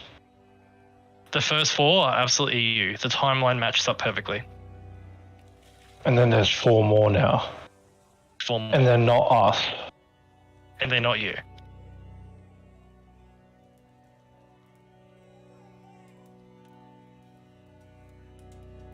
You can tell based on the size of the blips, basically you get an idea of who they might have been. So you know Tycan would have been fairly easy to retrieve in a magical sense from his afterlife. So his one is fairly low. Your one is significantly higher. Okay. As you would have expected. Yeah. You notice that Thanrea's one was a little bit lower than Tycan's. It looks like there was an extra nudge from someone, you presume Bell. I'm back. Okay. So you can sort of ascertain how easy or difficulty it was for the gods to bring you back.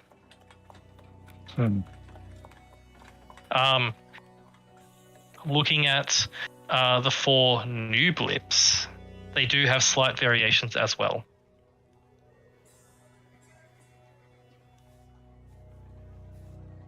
But you have no doubt 4 people have been brought back.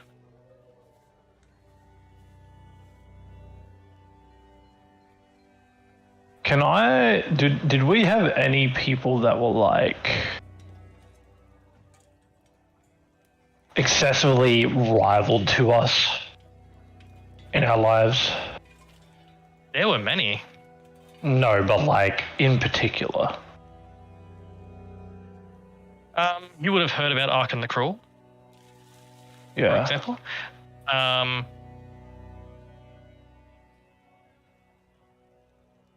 If you'd like to make an Arcana check, looking at all the instruments that are in the room. I do. Oh, and Daniela will help you as it's her equipment, and she shows you how to do it. Yeah.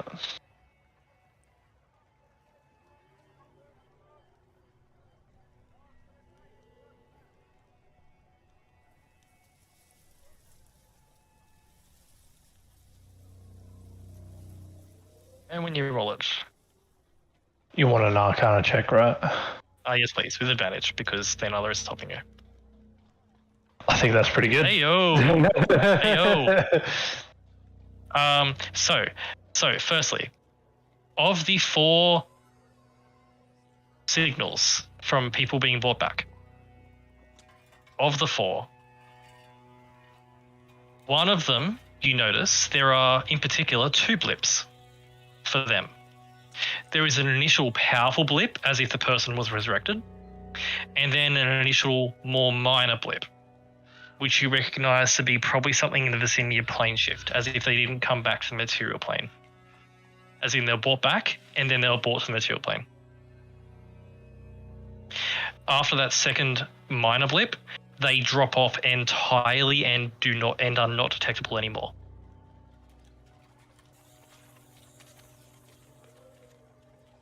The others are very similar to Tycan's blip. As in they're brought back and they're there. You have no doubt, based on the instruments at your disposal in Daniela's lab, Tiamat did this. There is, looking at your symbol, your signatures from when you 4 came back, it is undoubtable that Bell had a hand in Thanrea's one, Helm had a hand in Tycan's one, Ayun had a hand in yours, Archie. Yes. All 4 of these signatures all have Tiamat's signature on it. They are all Tiamat's. Definitely. No doubt at all in your mind, Tiamat brought these people back. Yeah. That's not good.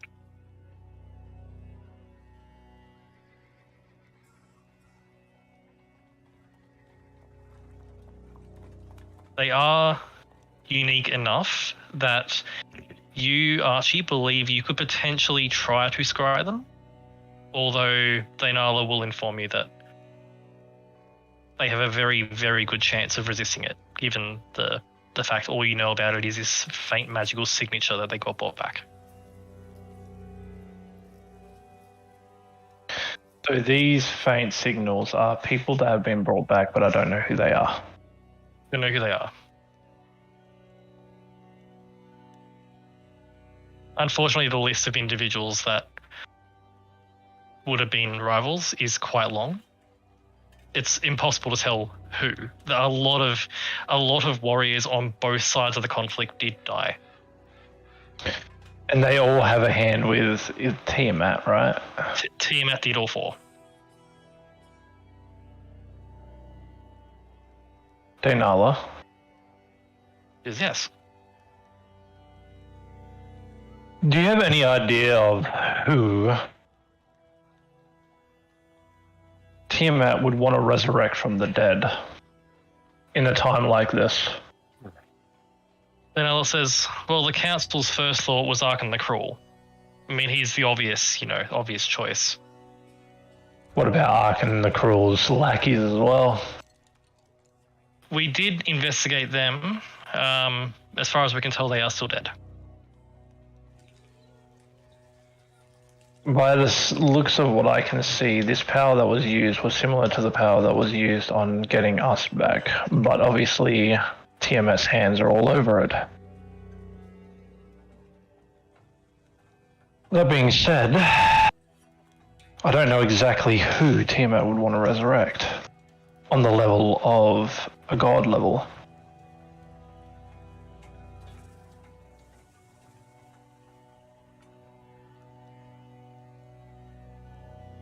He nods. Says, And like us, there's 4 of them.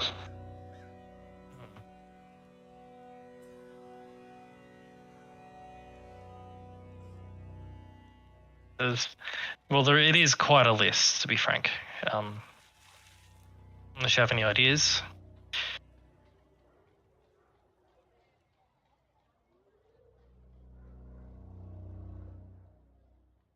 I thought it was rivals to do with us.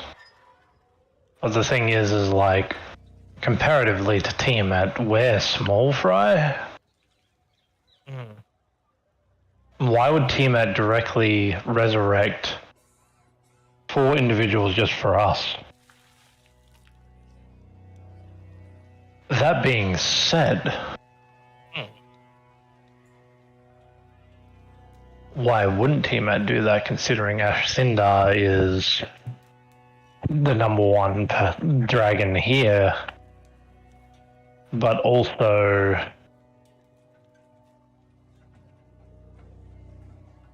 I guess we're a threat to Tiamat again? It would seem that way. You certainly made some attention. But the thing is, who? There was a lot of people that hated me. There was a lot of people that hated Thanra. There's a lot of people that hated Tyken. There's a lot of people that hated Scarlet.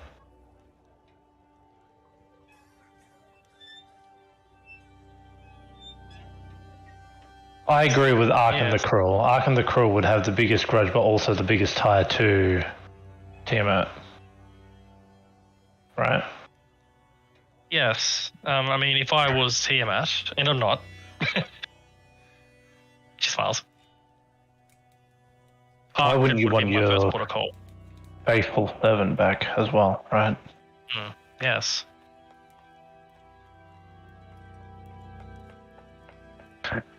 That being said, Arkan doesn't have the hand of Vecna anymore.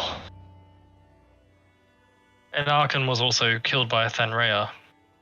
So we know how that encounter would go if repeated. Unless they have bigger plans for them. My biggest threat was Zastam. But Zastam's still alive.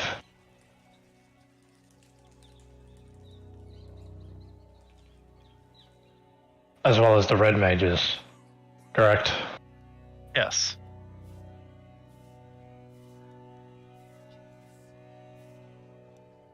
And thus Tom sees me as an enemy of my enemy is my friend type deal. And I am no longer the person I used to be. And that's the same that goes for thus Tom.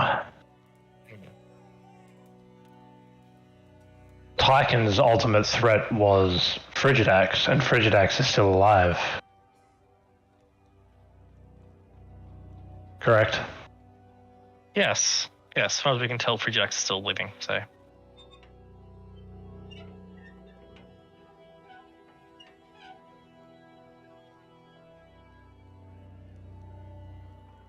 The only question mark is Scarlet, but I have a very bad feeling about who could come back to attack Scarlet. You're thinking of her father. Yes.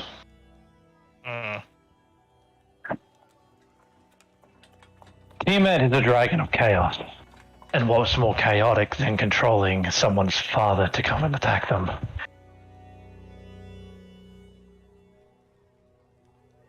As for me, I don't know my family.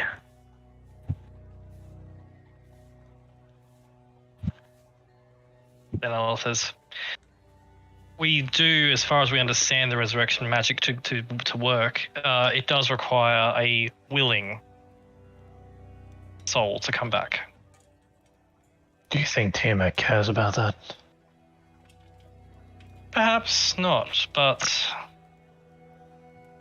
Well, look, and she scrolls back through the display and shows you a few more blips in the 200 years since you died, but before you came back. Yeah. And says there were a few attempts to bring back people of interest, and she points at a few individual blips. Mm-hmm. And you can see that they definitely failed to bring them back. Where were are there the blips in specific areas of Faerun? Because we can triangulate them. Can we try to triangulate them? Because that might give us more insight about what's going on. Because obviously, her father would be buried here somewhere, probably in the temple. She says we can. The wish level magic is quite hard to triangulate, unfortunately. As she shows you the instruments, and you can see it's very difficult. The wish magic manipulates the entire weave, so it's quite hard to track that down. She says, but this one, and she gestures to the secondary blip when whoever was brought back and then brought to the material plane. Yeah. She says, this one, perhaps. Mm-hmm. And this, by the way, is running off your Arcana check with the instruments. Yeah. She says, this one. Perhaps we could triangulate where they came to. Yes.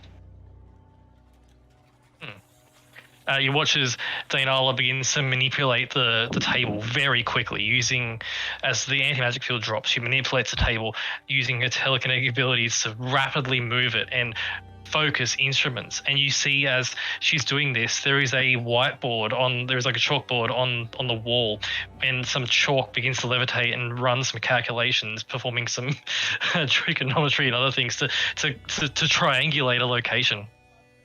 And you watch within short order as you help her, because you also have a massive intellect. Big brains, as the two clever people work together. And over the course of about 20 minutes or so, you calculate that it's in the deserts to the east. Very close to where that army was being rallied. Mm-hmm.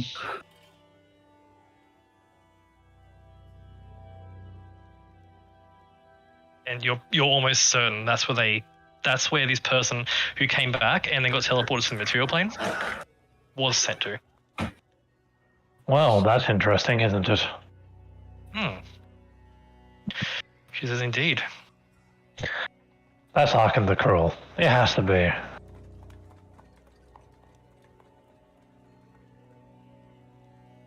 Bell within power of the first layer of hell, it coming into the material plane, probably from the hells. There's too many direct indications that that's true, right? Says perhaps, but we have used our magic to determine whether or not Arkan the Cruel is dead, and we've been told he is still dead.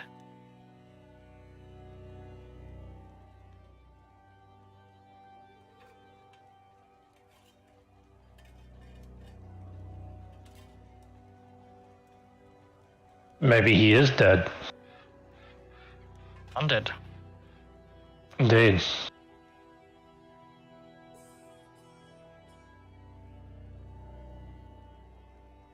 You want to go on a little trip?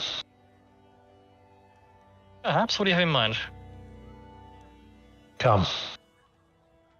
She follows you. I'm going to be taking some of these. I'll take some of her supplies. Oh, absolutely. Yeah, that's fine. Because I need to reset up a magical circle after we used it. Okay. As you go and take her supplies, what's the plan? What are you doing? I teleport us to the scrying room in I can tell you. Akantea. Oh, as you Am I still teleporting outside? this is sort of happening as you're finishing your forging. Do you want to come with me? Yeah, I was just curious, that's all. Okay. This won't be too long, I imagine. As you appear in Akantea and you lead Daynala through the dark, Oh, empty no. halls. I didn't mean it like that. I was just thought that was funny that all this is going on just while he's like, yep, this is a nice looking sword. Oh, yep. Well, the thing is, I imagine this is probably taking Tygan several hours, as a ceremonial piece is going to be very detailed. Honestly, it's probably going to take him a few days. Yep. To finish it completely. Yep. But yeah, Archie, you appear with Daynala in the ruins of Akantea and lead her to the room that allows you to scry a location rather than a person.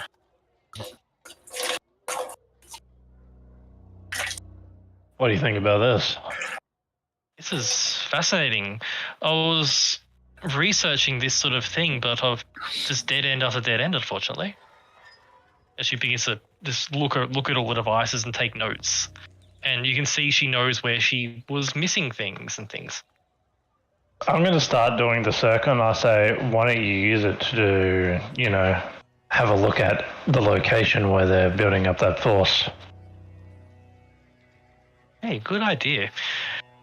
As she uses the device, after about 20 minutes of her figuring out how it works properly, she uses the device.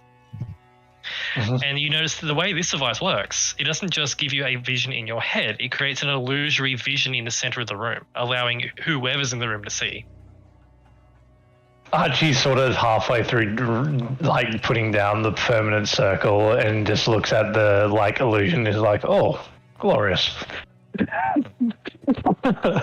as suddenly an illusory thing appears in the center of the room, allowing you to see a bird's eye view of the area where whoever was brought back was teleported to. Mm-hmm.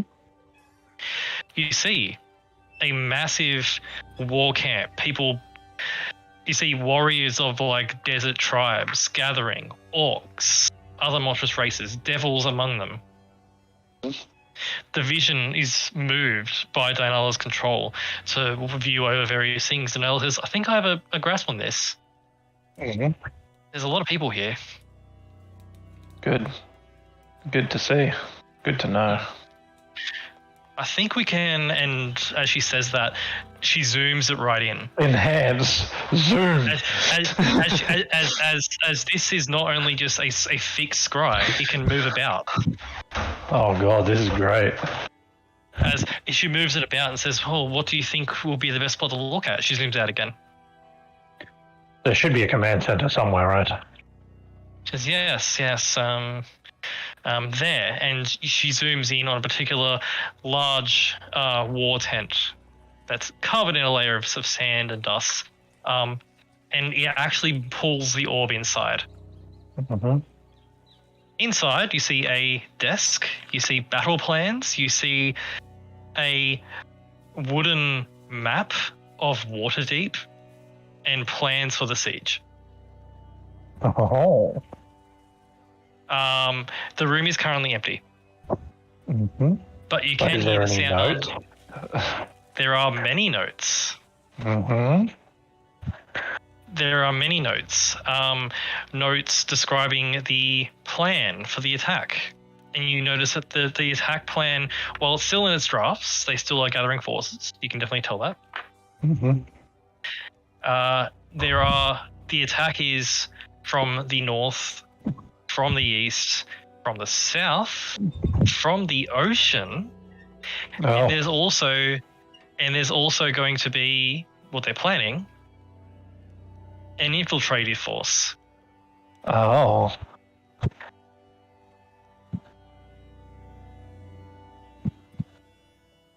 Interesting.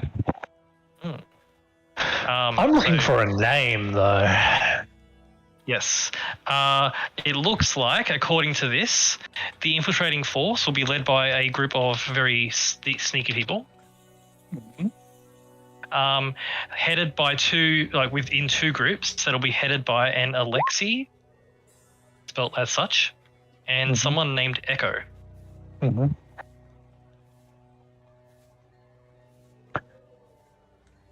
Lexi and Echo.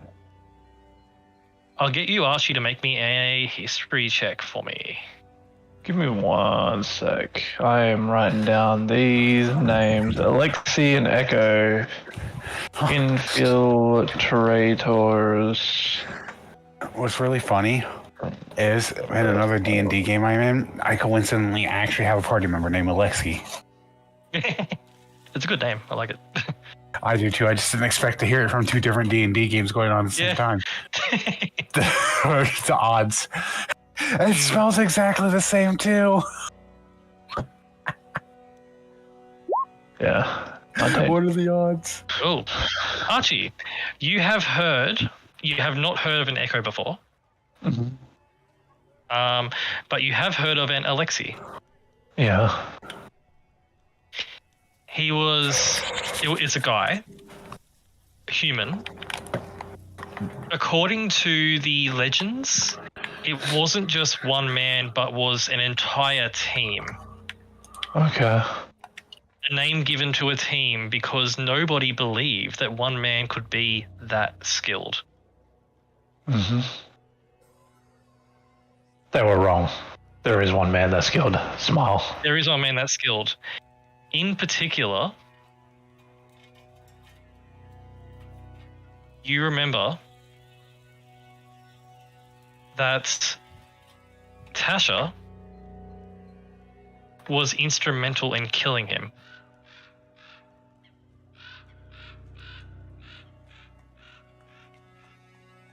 But he's back. But he's back. In particular, when Tasha killed him, she had to burn an entire city block just to make sure he was down.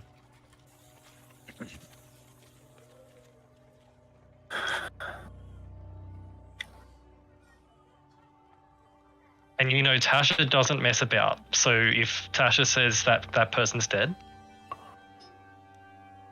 you know she's certain. It's him. I don't know about this one, but it's that one.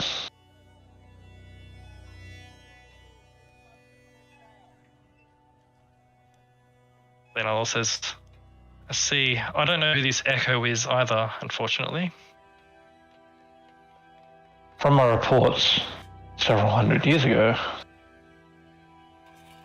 Alexi was killed by our mutual friend.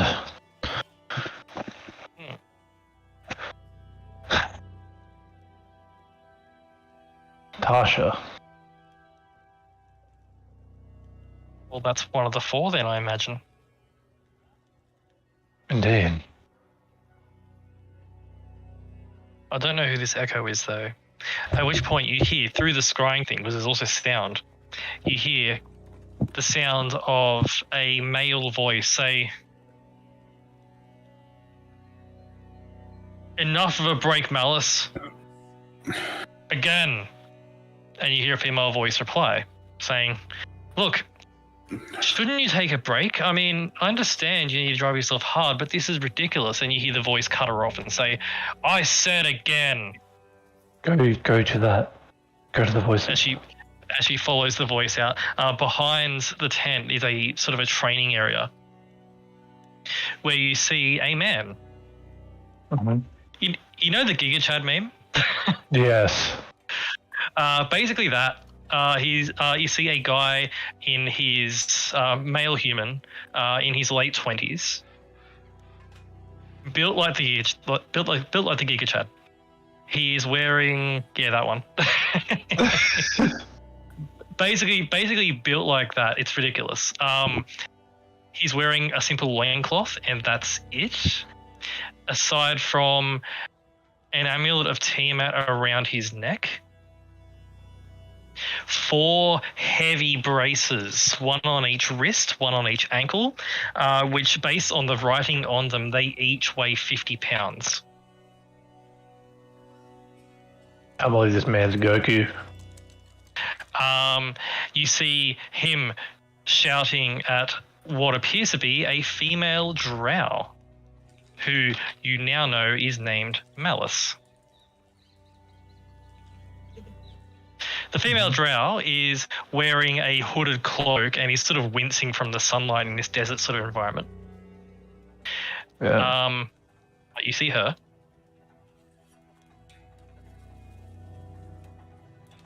Mhm. You don't recognize who she is, but she looks to be obscenely powerful, given her easy handling of magic as she sighs and says, okay, fine then. One more round. How much do you want? 2 times? 3 times? The man says to her, 5 times gravity. Again. Go. Echo, be ready. And you notice he looks at a spot on the sand, and all you can see is a pair of footprints. Whoever this Echo is, they are invisible to divination magic, which does match up with the signal of someone being undetectable. Yeah. You watch as the man nods, and suddenly those 2 footprints turn into 6. Like, as if there's that one person has turned into 3. Mm-hmm. You watch as Malice just simply moves her hand, and you witness what you recognize to be 8th level magic. Oh, A boy. variation on the reverse gravity spell, but instead localized on the man, and enhancing gravity 5 times over on him alone. And you watch as, despite his gravity being enhanced 5 times over and having 50 pounds added to each of his limbs, he still moves very well.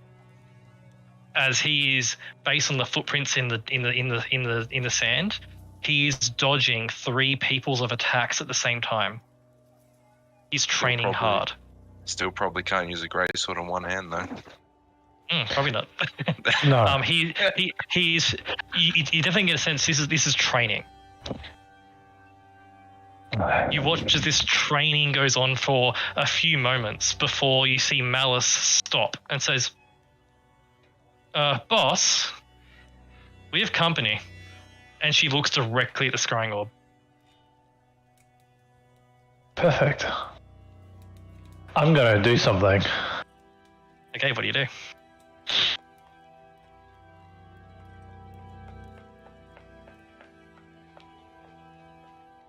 I'm just checking something real quick. Oh, let's go to the bathroom while you check that quickly. Okie doke.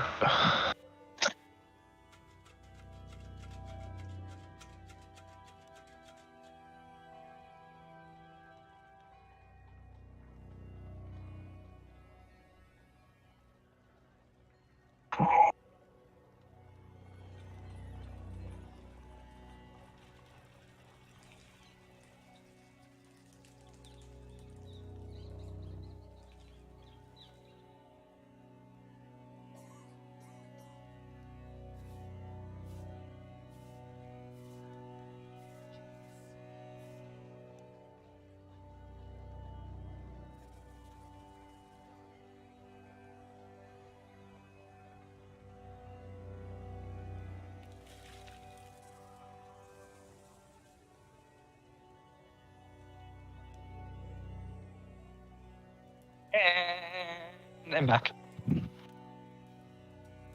What are you gonna do? What are you gonna do, Archie? Bug. What are you doing, Archie? I'm gonna do the thing I do best: create chaos. Hey, who are you sending to? Malice. Okay. As the voice rings into her mind, what do you say? I see you spotted me looking at you. You have a nice camp here.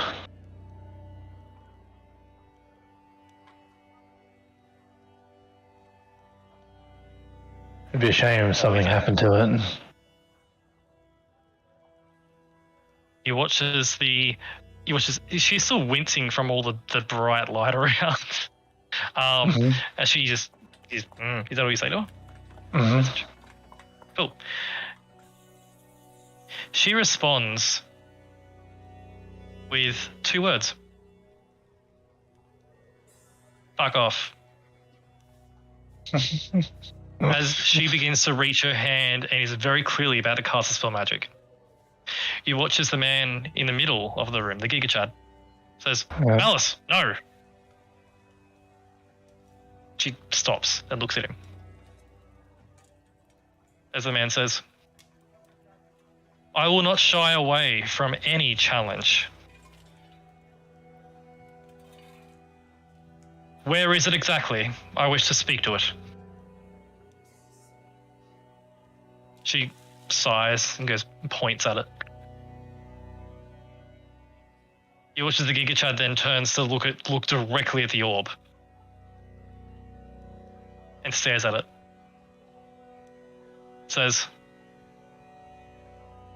whoever is watching, listen to my words carefully.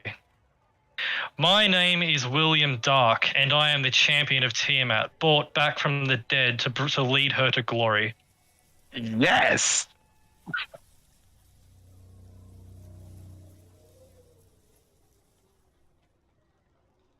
If you wish to stand with me and my queen, then I invite you to travel here and join us. But if you will stand against us, then, but if you are going to stand against us, know that I will not be defeated. Oh, Big Willie coming in. Oh god, I hate it here. I hate it here. Luke hates it here. Luke is talking to Luke, seeing Luke threaten Luke. Spider-Man name. He continues and says, if you are my enemy,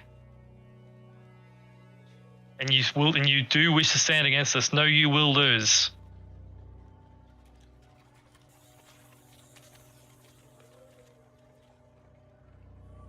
I am destined to rule this world. That's an adventure level for it right there. and none will oppose me. I feel. Does Archie know about William Dark? Yes, you do. You don't even need to roll a history check. Does Archie know that William Dark actually was different at the end of the other campaign? Yes. So Archie would know that when Tiamat started to gather forces initially, there was a concerted effort among the Council of Waterdeep and a few others, and Archie was involved in these meetings. Yeah. Basically an idea to cut the head off the snake. Yeah. Eliminate anyone who could be a potential general for Tiamat's army. Yeah. Yeah. Of those people, Arkan the Cruel was one of them, who Thanraya was dispatched and killed. And killed Arkan the Cruel. The other one was William Dark and the entire Dark family, identified as a significant threat in Baldur's Gate. Scarlet Greylock's father was dispatched with 30 of the best knights in Waterdeep to Baldur's Gate to eliminate the entire Dark family. and they were successful. Although of the 30 or so knights plus Scarlet's father, only 4 remained. And Scarlet's father lost an eye.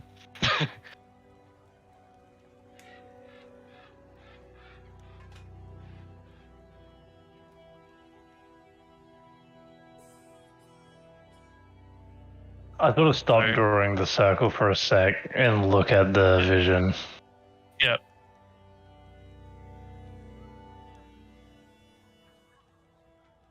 And I look at. Oh god. I look William at Dark Daynala. William Daynala looks very concerned as William Dark continues to speak. He continues to speak and says, I will face any challenge to bring my queen's will to this world. Whether you're a man, a dragon, or even a god, I will fight you and I will win. I'm going to send a message to William. Okay.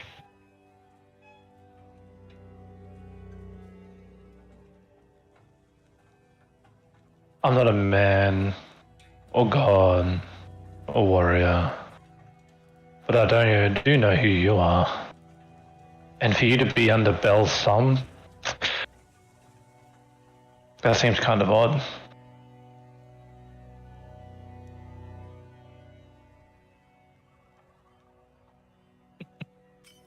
Is that your message?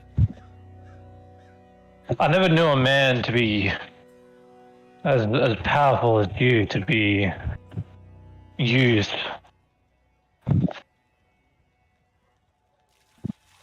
That's what I just say.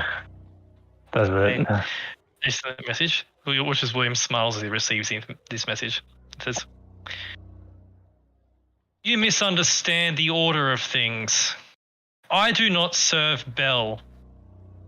Belle serves me. Oh, there it is. Oh, it's happened. It's actually happened. Oh, God. Belle knows his place. He watches. He hasn't replied to your scrying, to your sending. He's just saying it, just saying the words. He says, Belle knows his place, which is at my feet, as with every other being on this world. Mm-hmm. Is that the same with Echo and Alexi there? You send another message to him to do that? Mm-hmm. Yep. They are useful tools. As long as they retain their use, they will not be discarded. And he glares at Amalus as he says that. That is such a William line. Yeah. That's a William line right there. They're useful tools. Yep. Oh, God. Oh, my goodness. William then continues to speak at the scrying orb. He says, by your words, I presume you intend to be my enemy. Know this. I have not come to destroy Waterdeep, but to rule over it. It is my birthright.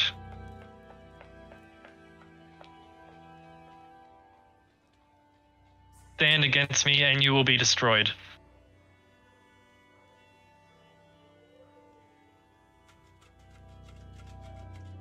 He then Fine. looks at... I will send one more sending. Okay. If you are to be my enemy, you are the enemy of Faerun. And know this, William Dark. You too have made an enemy this day.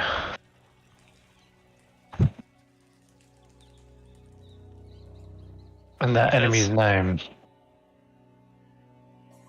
is Sir Archibald Bartholomew Humphrey II, Master of Empowerment and Ruination.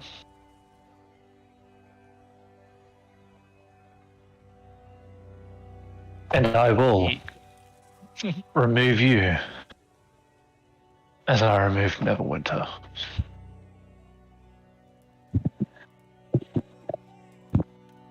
he says one more thing to you, to the scrying orb as well. He isn't bothering to reply to the sending. He's just saying things.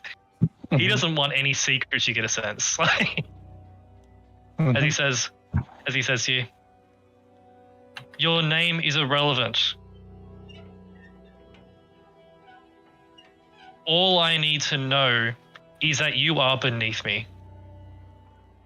Ah, And if you stand against me, you will be destroyed. He then nods at Malice, who nods back and clicks her fingers and the scrying stops.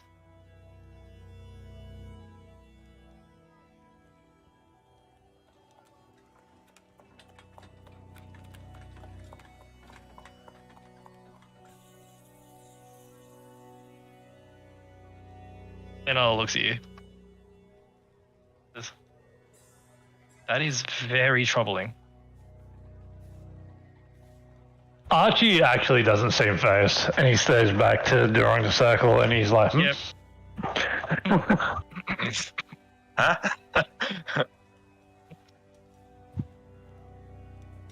To be fair, Dainala, we're dealing with Tiamat here. A god.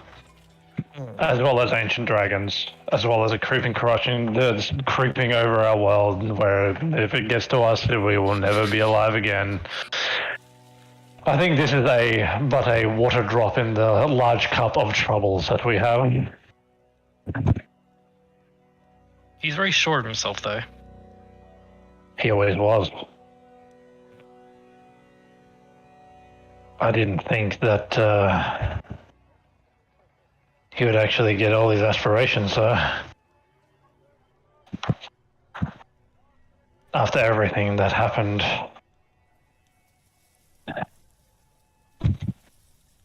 When a certain city descended into the hells.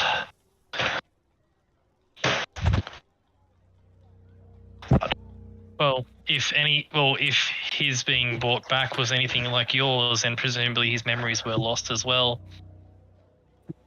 no doubt he's been told what he needed to hear. Probably. I have a plan, but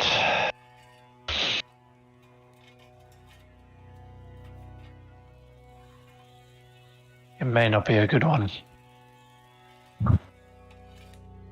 Indeed. Well, at least we have our 4. We do. We do. That being said, they're very powerful. And I'm sure that we could actually get a bit more information from some certain tieflings that have joined our cause. Indeed. I can reach out as well to some allies to determine who this Echo is. I'm pretty sure Tasha will probably know too. Tasha dealt do with my research Alexi. for you. So, and out of everyone around, Tasha's the one that's been around demons a lot more than anyone else.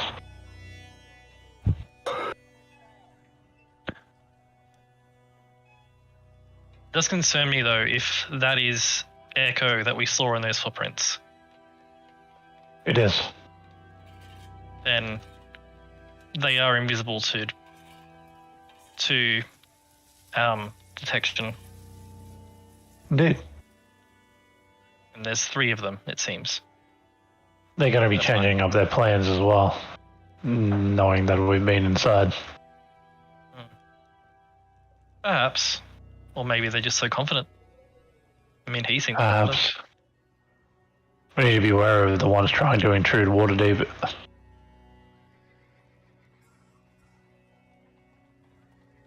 I'll make sure the council is aware.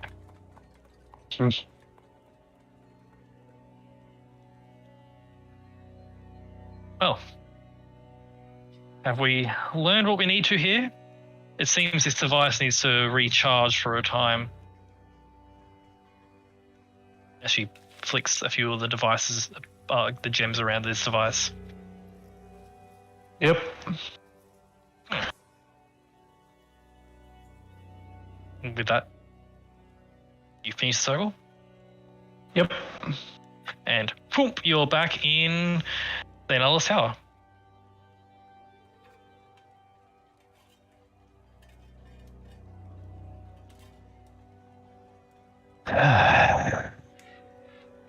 Non-stop problems.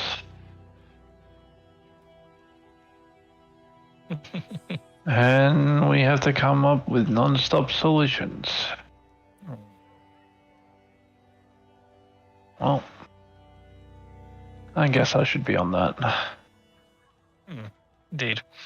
I will get to my research, and I'll inform the council to do the same. I expect you'll do yours too. I always do. Very good.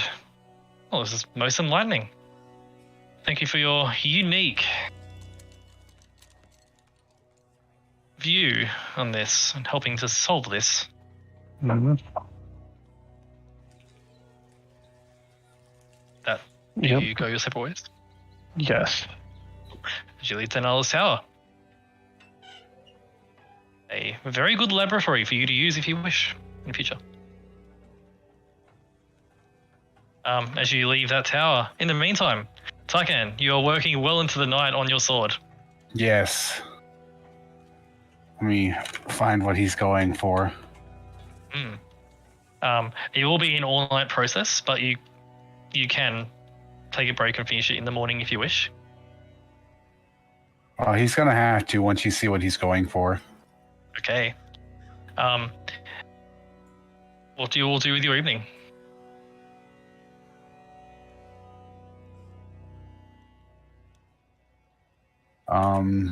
Dinner. Dinner. Cool. Scarlet's estate does have some staff, and food is provided.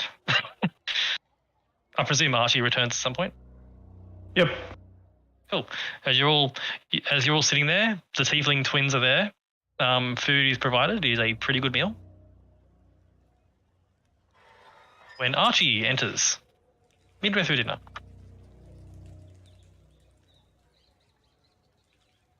Simplicity, everyone's there. Kalaya's in the estate as well. Kalaya has some foods as well because Kalaya is a good boy. The goodest boy and gets food. You're all there, and Archie, you enter.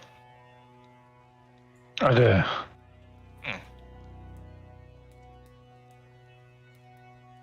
You will do. I have a piece of parchment in my hand.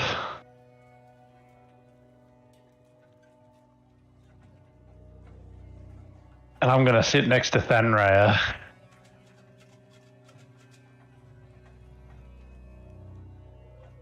Hello, friend. Hello, comrade. I have something to show you. Oh, Are you ready? I'm ready. I open up a piece of parchment showing Malice, William Dark. I didn't see Alexei, did I? Lexi was not there. No. No. I show an image of Malice and William Dark, and I just push it in front of Thenraya.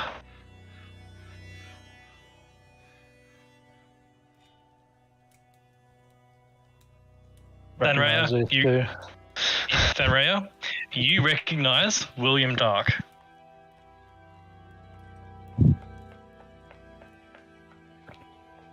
Malice, you don't. You don't recognize Malice. Here we go. I'm gonna post this in D&D because this is quite the traditional parade swords. Yeah. Big. Oh, excellent. Big. What do you mean? That's the size of my normal sword. That's just the size of like half of Taikan. Mm. The sword is actually 2.13 meters.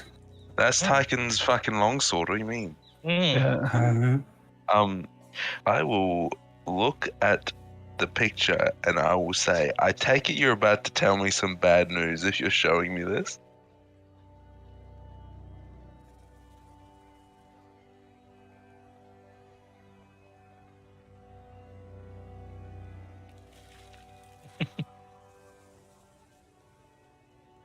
These. Is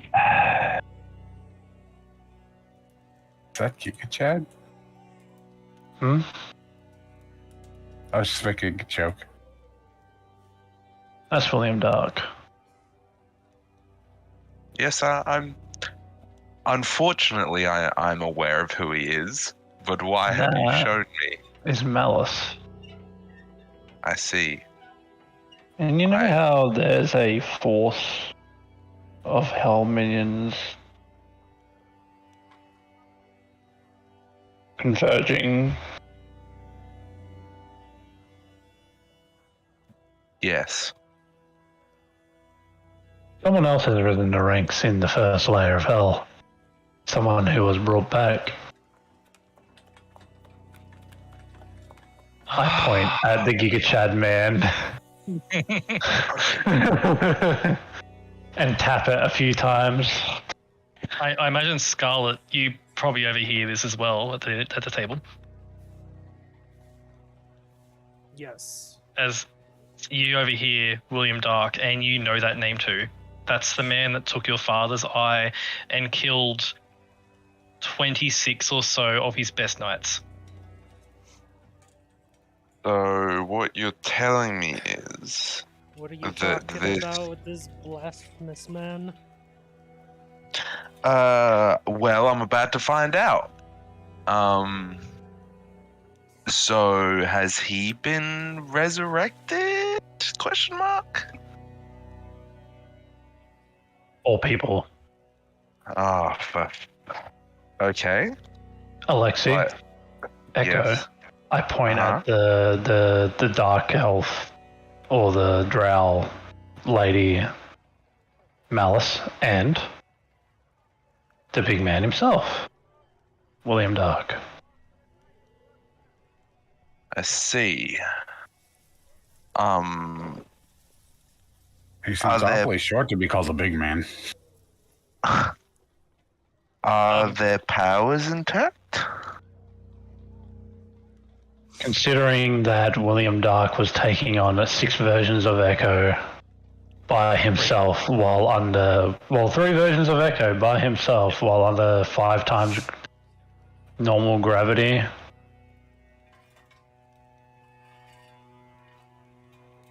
So what you're I'll say saying is the people that brought us back shafted us real good.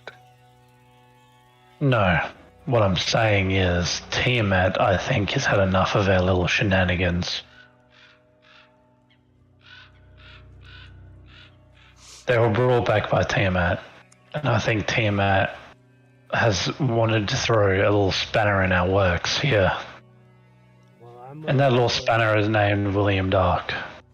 I'm willing to put a sword through one of his eyes. Well, if my knowledge of resurrection is as good as I think it probably isn't, I would assume that would have used a lot of power, especially to bring them back intact, correct? It was full level 9 It was 4 god god level. casted spells. Archie, you would definitely get a sense that yes, this would have been a significant effort on Tiamat's part. Yes. Considering all the was. gods brought you back as you were, Mhm. this would have definitely drained Tiamat's batteries, so to speak. Mhm. Well, Yes. on the plus side, if we get rid of them, Tiamat's weaker.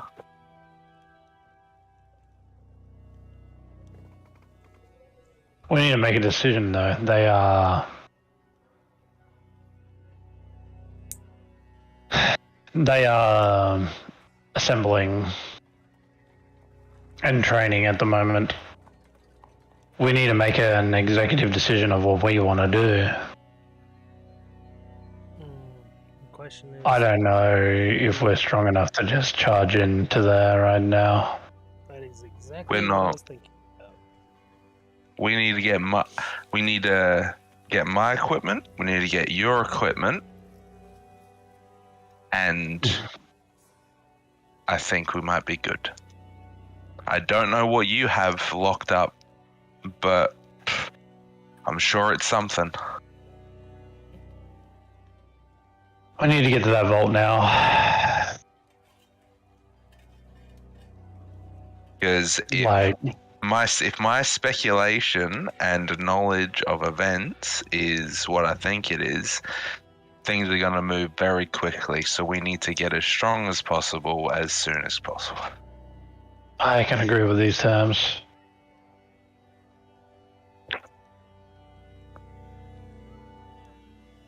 We're at a impasse with several things that we need to do against extremely powerful enemies, and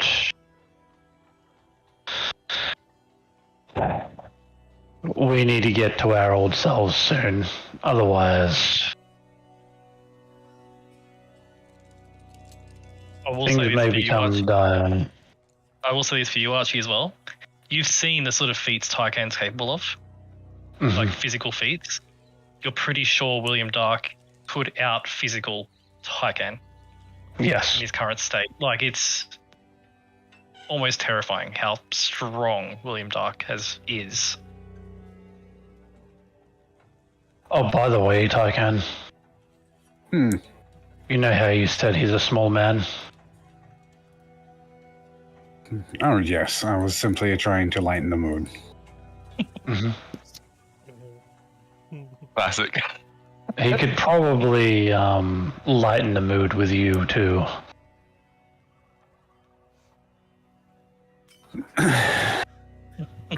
That is a challenge I would gladly accept. Oh, he would definitely accept it back. That's the type of man he is. But what I'm saying right now, even with your sword and our current capabilities, William Dark is stronger than you. As much as is poking at your pride, it's true.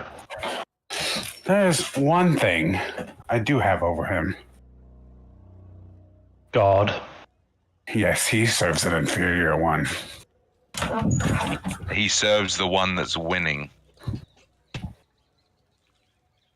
Looks are deceiving.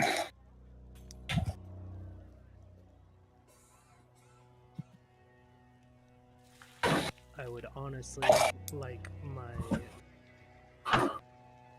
armor and my banner before I fight him.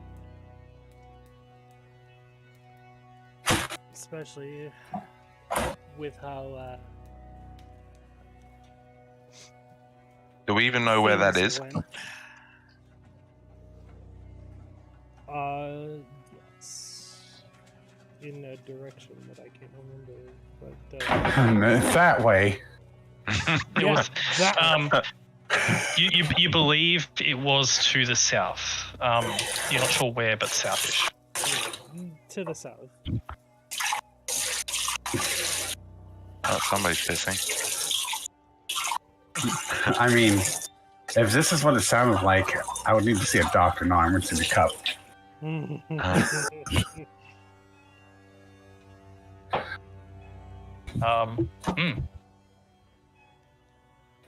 We need have to make an express effort to get our shit. Mhm. I think it's no, like,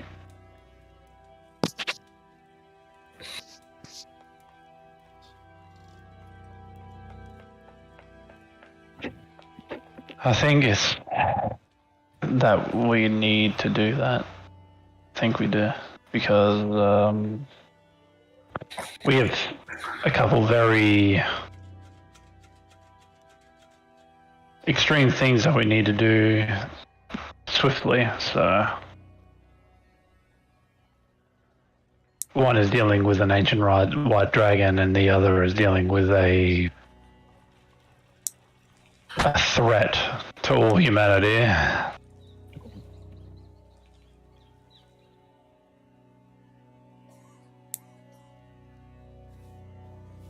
But I would also like to go on a little trek if we can at some point, because I have an idea.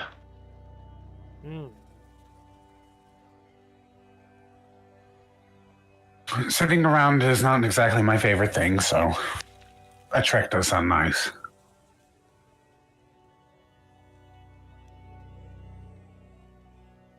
At this point, Malevolence is sitting there chowing down his food and making an absolute mess of it. Mhm.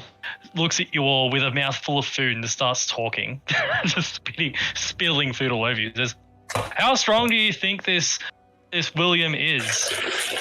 Do you think I could fight him? He sounds really strong." He'd probably kick your ass, if I'm being honest. His eyes go I wide like a think child he being would- excited, and he looks at Avarice and says, "Can I fight him?" Avarice like sighs and goes, "If you want, I guess." What happens if you two die?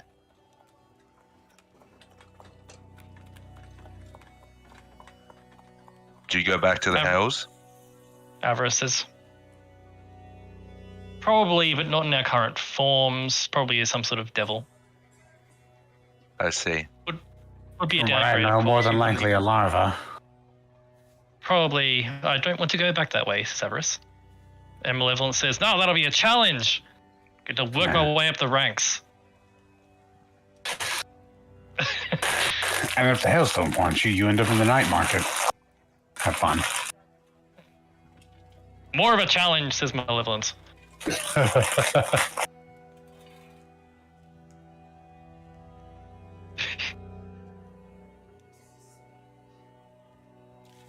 So what's this idea you got going?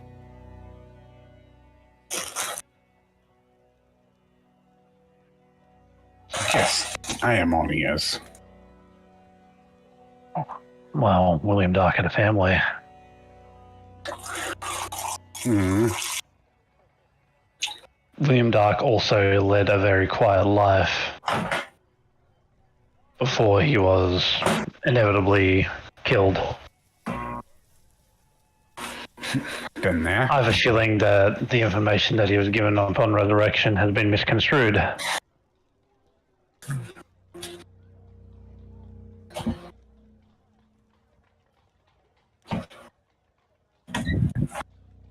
I can recall some details about what happened in the Hells with William Dark, but I don't know the full details. I do know about the family, and I do know about Baldur's Gate. But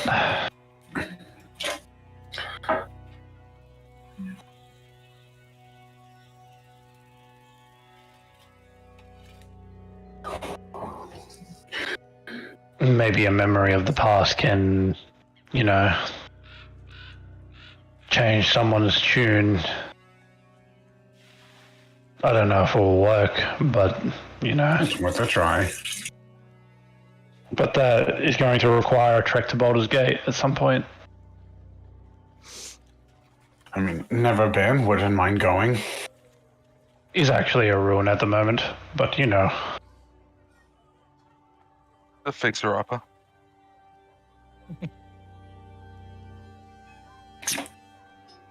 So interesting sights.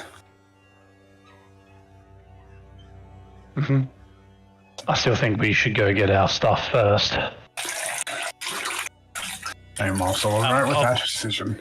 I'll remind you that because Scarlet's armor thing is to the southish, that could be done on the way to Baldur's Gate if you wanted to do that.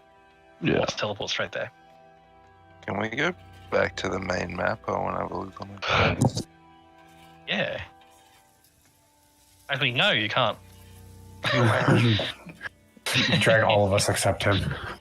Yeah.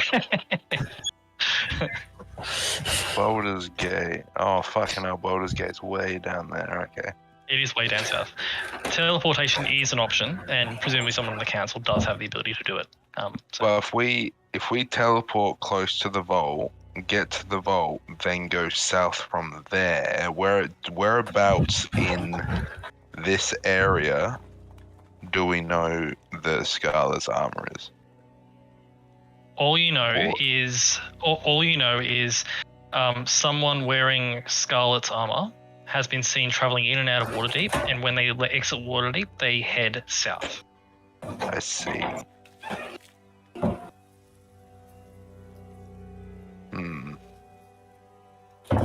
Well, I don't fucking know.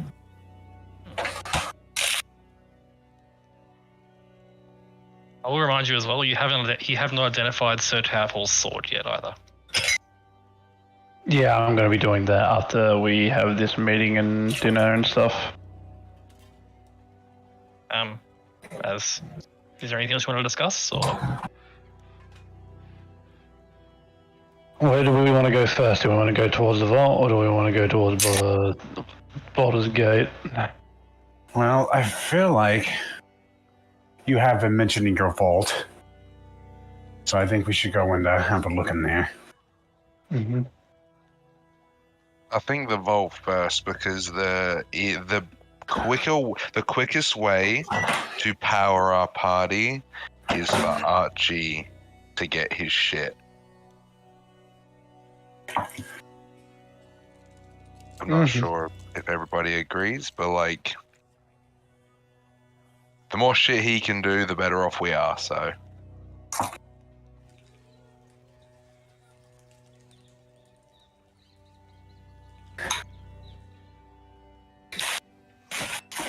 Where is the vault? you're on the map. Vault. The council did say they can teleport you basically there. Not sure what they aren't sure what defenses Archie may have put there, but yeah, it is a very well-known mountain, and therefore teleportation there should not carry too much of a risk. You can basically see it from anywhere, like the mountain. So.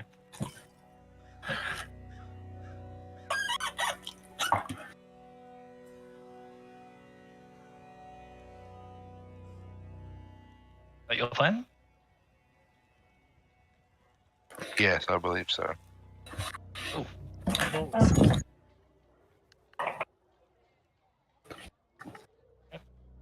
Avarice says, if it's all right with you, we'll stay here.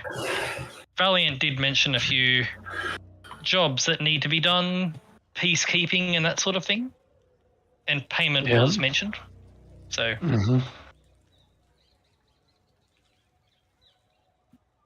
Very well. Stay here if... You can stay here. We're going to figure some stuff out. Okay. As you watch as Malevolence has now finished his food and he's scratching into the hilt of his sword, William Dark.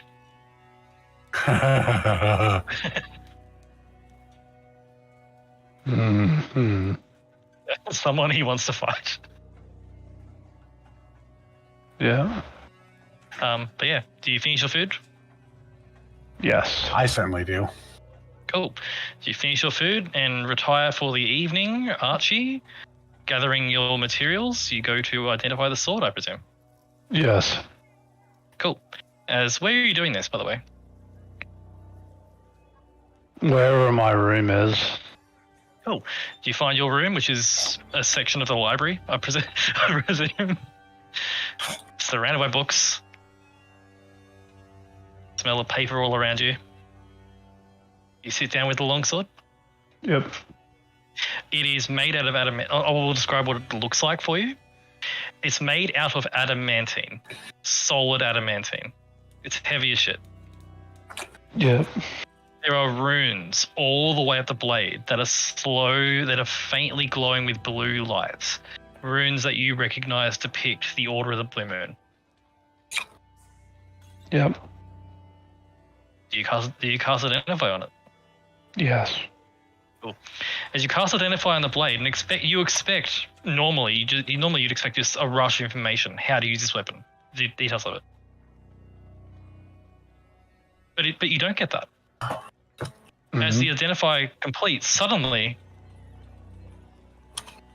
you're standing on a battlefield.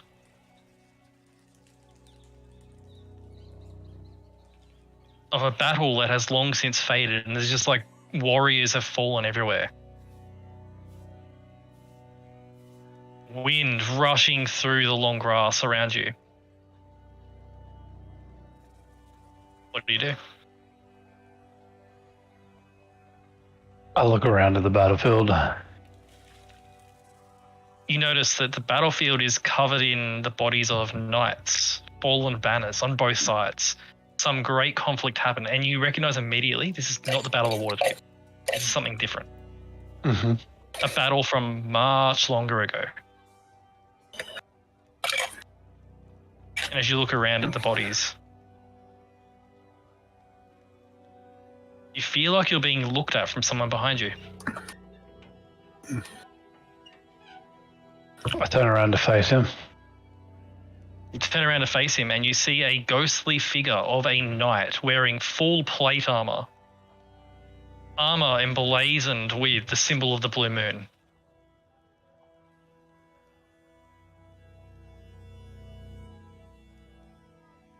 His partially transparent form sort of wavering in the wind, but he's standing there before you.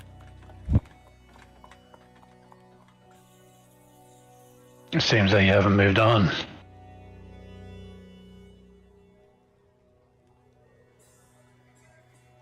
I had a choice to go with the dead or continue to serve.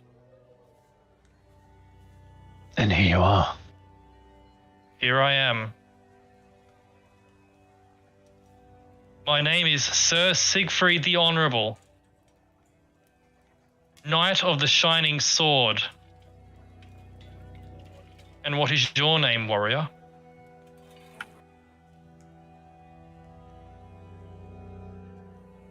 I'm going to look down at my hand to see if it's actually me or if I am not me. It's actually you. Archie, you recognize at this moment, this sword is sentient. There is a soul within it. This is the sword's soul. But it is you. My name is Archibald. Archibald, a noble name. Of what order do you serve? I have no order. I am my own man. I came across a fellow that had this sword, Sir Tamon Towerfall. A great and noble warrior. Mm. He I'm found- acquaintances with one of their order.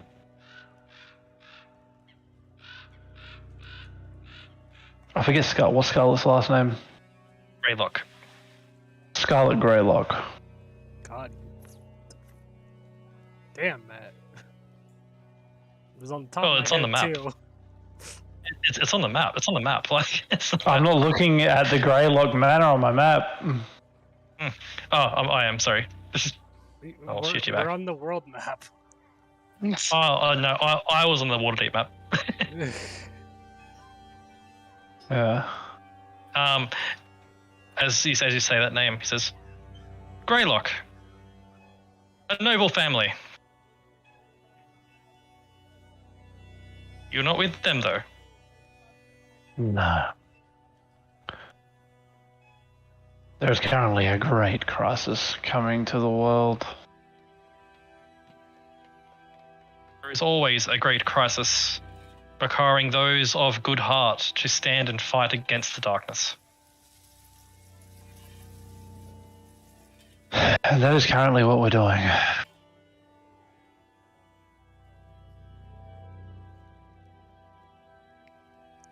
I don't know if I have the best heart for this, though. This blade. But I needed to see what the blade entailed. I didn't think that there would be, well, you in here.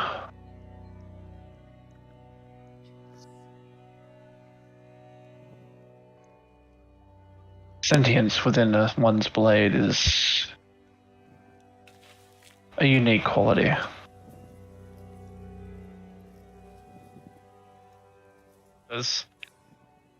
Yes, well, was my choice upon my death to, rather than go to an afterlife, to help others seek honor and glory as I once did.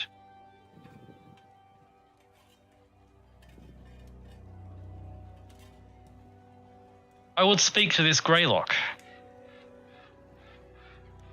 Do you wish me to get them now? If you may. I will do just that. I'll be right back. The knight nods their head, and with that, suddenly you're back in the library holding the sword. Scarlet, Yeah. come into my room now. What? Did I stutter? I have a bad feeling about those. She keeps her hand on the hilt of her sword as she follows. Okay. You follow to Archie's room, where you see Archie sitting there with the sword sitting on the table.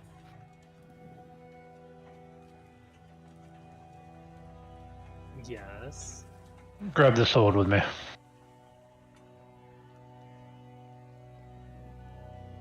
With you? Yes. Sure. There's someone that we need to speak to. You have a talking sword. As you can see, this is a sword of your ancestor. She looks at it.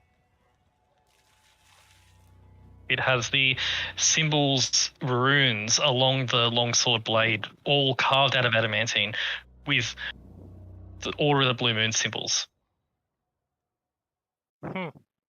Where'd you find those?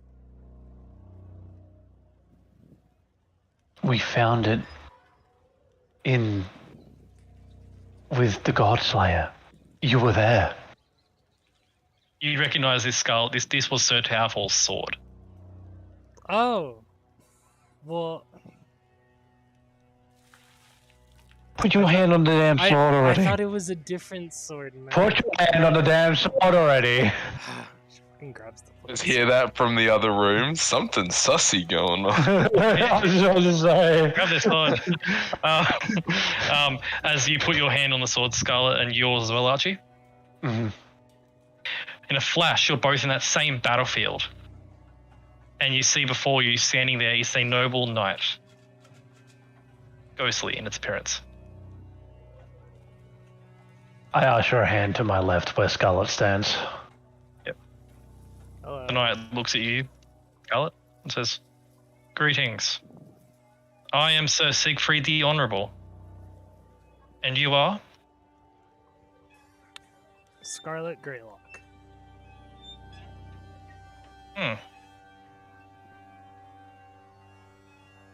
You are the one he wished me to speak to. Do you wish to wield this blade?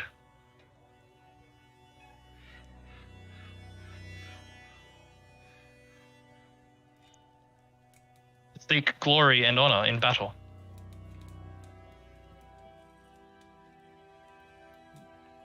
Yes.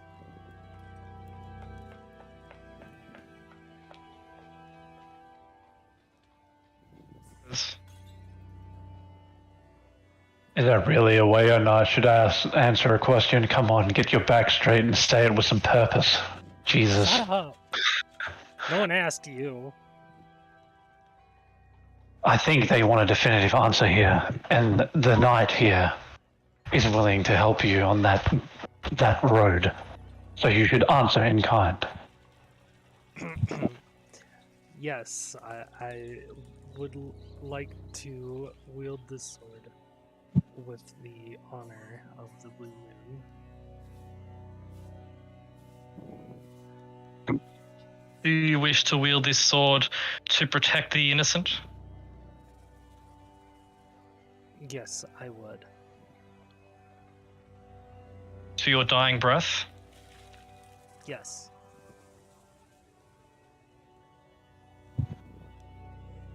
Would you ever retreat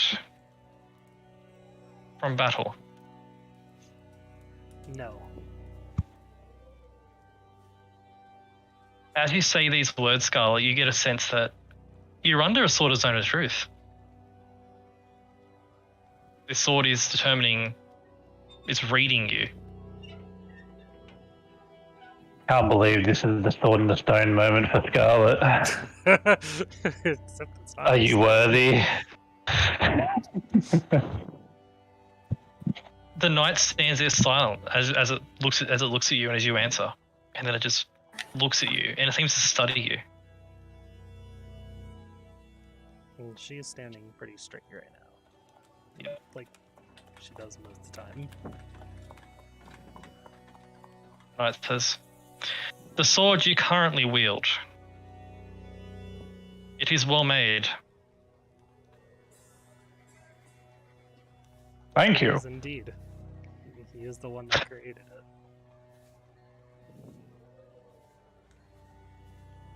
It does have its flaws, though. It does. Not many Would you- things can be considered perfect. Indeed, that is the burden of a knight. Hmm. To always be better than we are.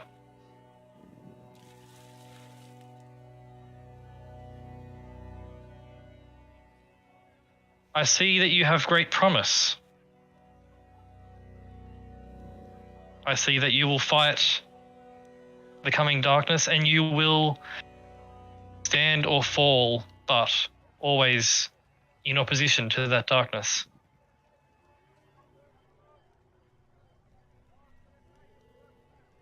Of course. The knight steps towards you, Scarlet. Draws his sword. And offers it to you. She will take it. As you take it, he says, "I'll be honored to guide you into glory and honor." It would be an honor to fight with you by my side. He bows his head. And with that, suddenly, you are back in that room. Scarlet, you know what the sword does. Sweet. It is adamantine. The blade has a name, Siegfried's Oath Sword. +1 longsword, automatic crits on objects and constructs. It's heavy, obviously. And once a day, as a 10-minute ritual, you can swear an oath to the blade that you will destroy a particular opponent. Name one creature you're familiar with for the next 24 hours. You know the location of that creature as long as they're within 1 mile of you, not protected by divination magic. You deal an additional weapon dice of damage to that creature, and critical hits on that creature are on a 19+. It's Warlock's curse, but on crack. Yep. Unfortunately, it comes with a major downside. I A range attack. can't dual wield Cannot. because it's heavy. It has the. Oh, heavy it's just body. heavy. Oh. No, it's heavy for flavor. It's just heavy okay, for flavor. okay. It's just it, Downside is not like very the. Do you know why it's heavy? Hmm. For flavor? It's adamantine. Because the oath of a knight is very heavy. Yes. Oh well, yeah. And it's actually just Siegfried's sharpened dick. You do feel an additional weight as you hold the sword, though, Scarlet. Mhm. The weight of this knight within the sword, ever present, ever judging.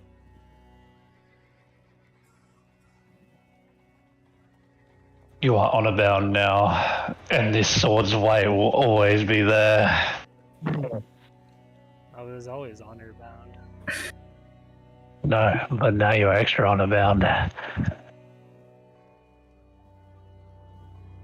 of like a double oath, I guess. Mm-hmm. It's more like a reiteration of your oath, really. Extra rule tacked on. It's a very good sword, though. It is. Get it? Very good because it's good, and the person inside is good, which makes you good because you need to be good. I will say, while it's not written in the thing for you, Scarlet, it's in my hidden text. Essentially, you get a sense that this blade will judge your actions, and if you do something that is dishonorable, its abilities may be revoked. But here's the deal, Sol. Hmm. If you do things that are honorable, it might get better. The world might never know. You will, though. Doesn't matter what the world thinks. But yeah, so basically, you can 10-minute ritual, name a creature, you don't know where they are. They can do more damage to them. It's funny. I saw that second, the well, technically first ability, because I don't know if the first bullet point counts as an ability. That's more to explain what it does, but you know. There was This is already- There really... was already a name in my head, but I'm like, no, I shouldn't do that just yet.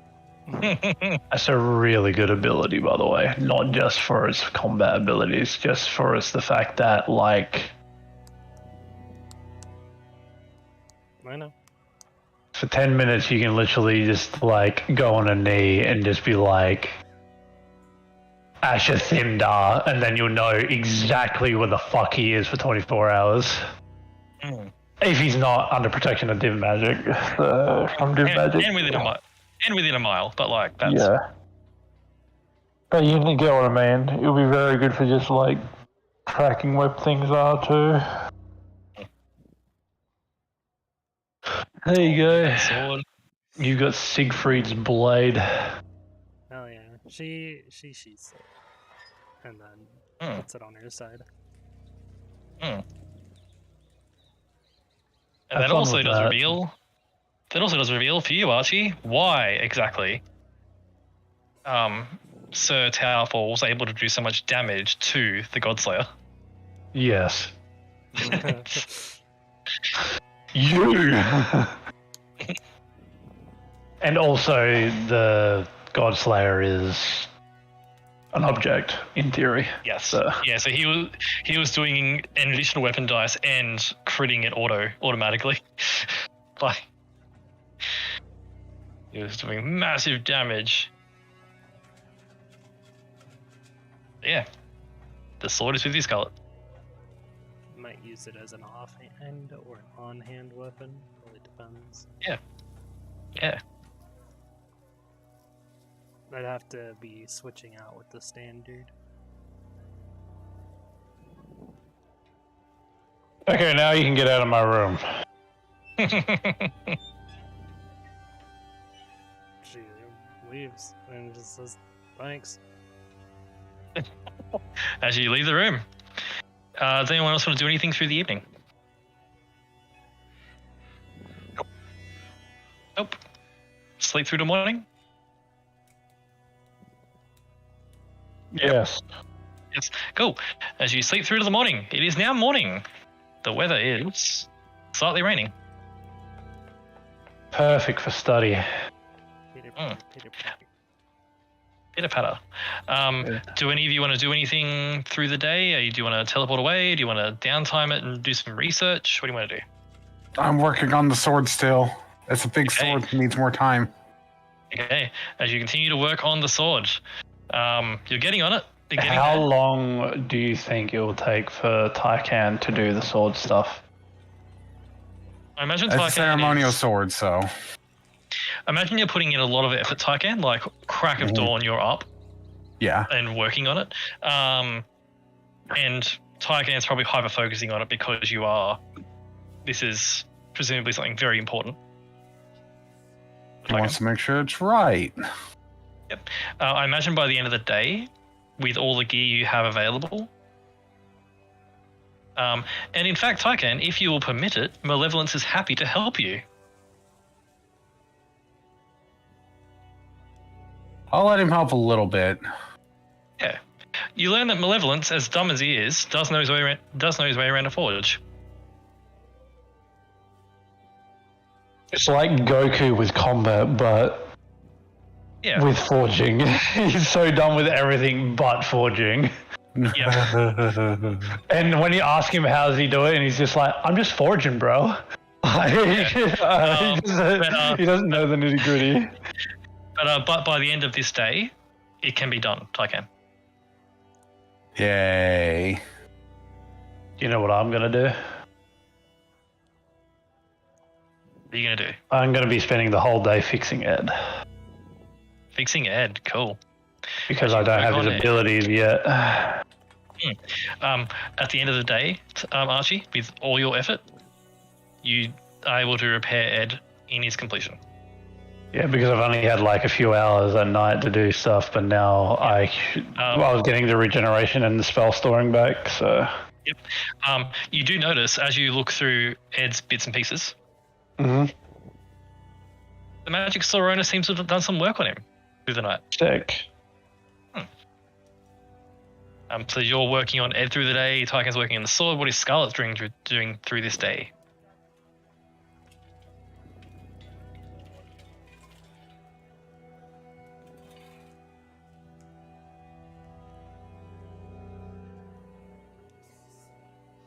Training or anything particularly you want to do?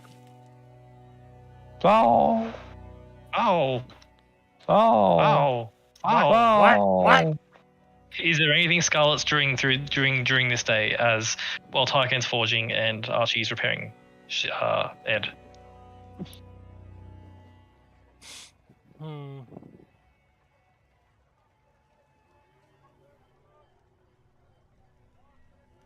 Think about that. What is Thanrea doing through the day?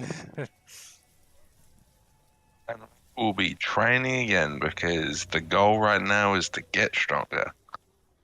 Okay, as you train hard, either in Scarlet's personal training area or at the Field of Triumph, if you wish. Either way.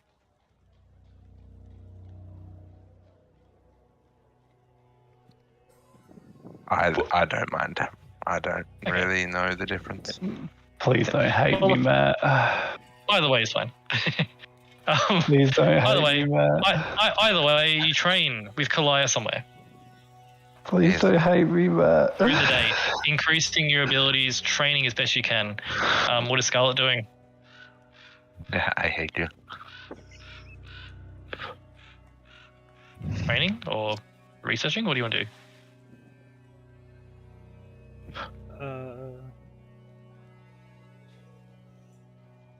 Well, she's probably gonna practice like swinging like both her swords, and then like work on getting a feel with switching to her banner and switching back.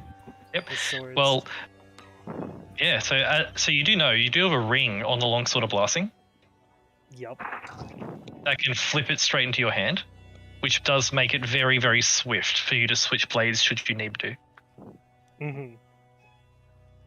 Yeah, you get used to that. And as you swing Siegfried's Oath Sword, the weight seems to disappear.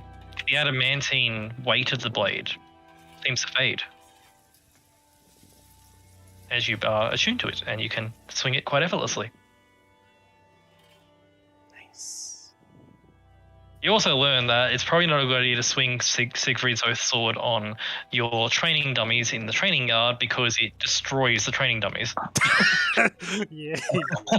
He swings one at one training dummy, the dummy disappears, and she's like, oh. Yeah. Oh. Let's not swing at dummies. Mm. Watch this As you movie. are swinging the Oath Sword, Scarlet, you are filled with visions of the great opponents, the great foes that the former wielders of this blade have defeated. This blade was to call back to Sentinel Avernus, was wielded by one of the Hell Riders Mm. who rode into hell. This blade has struck down devil and demon and dragon. It has struck down lich before.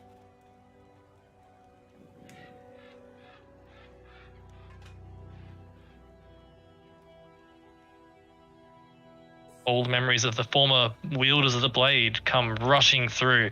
This is out of game, a legendary weapon. Yeah. As you train with this blade, become one with it. Archie, what am I going to hate? I'm deliberating whether I want to put haste or summon greater demon in Ed.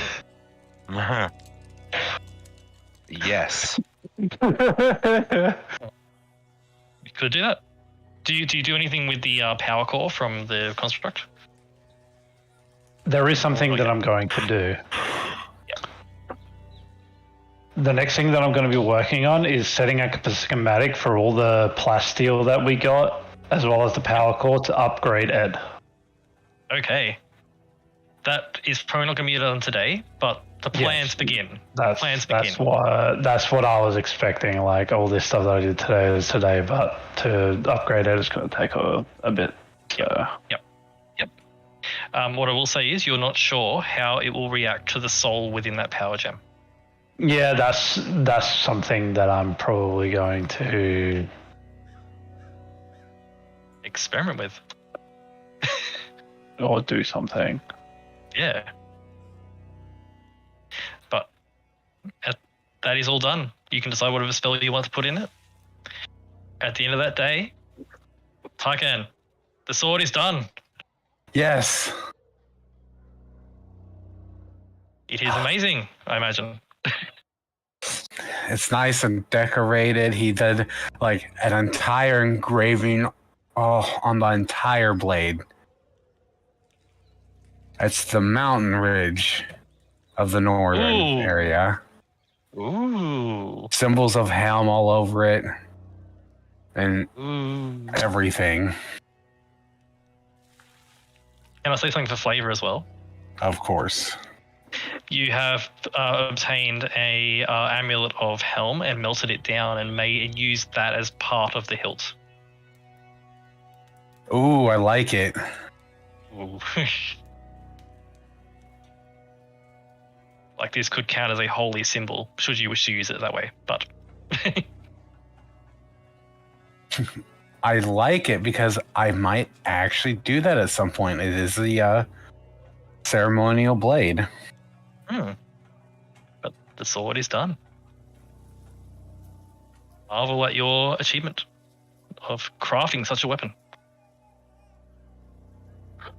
He was very content, and he's going to have that delivered to the Temple of Helm whenever he gets a chance. Okay. All of your training done, Archie, the repairs are done. It is the evening. You all gather once again. What do you all do? Oh, I got a better idea.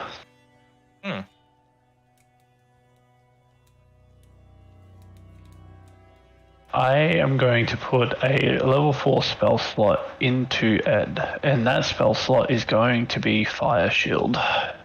Ooh. So Ed now identifies as a threat. Yep. Now I'm was fucking dangerous. fire. Ed was dangerous before. You're more dangerous now. As the evening comes to a thing, and you all gather for food to discuss your plans for the next day, Mm-hmm. there's a knock on the door of the estate. I will go answer the door. As you answer the door, there is Dainala. Hello. Dainala says, "Hello, I'm sorry to disturb you. What's up? I have information I want to share with you all Okay, come in. about the echo." Okay. as she comes in, and you're all sitting there eating food as Dainala enters. Says, "Hello, all of you. I trust Archie has informed you of the new threat."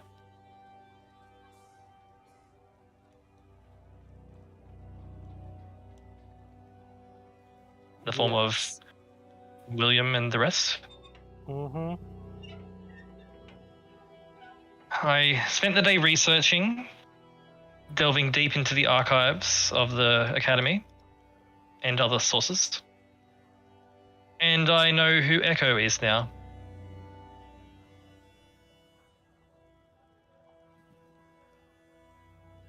A very dangerous individual. No shit.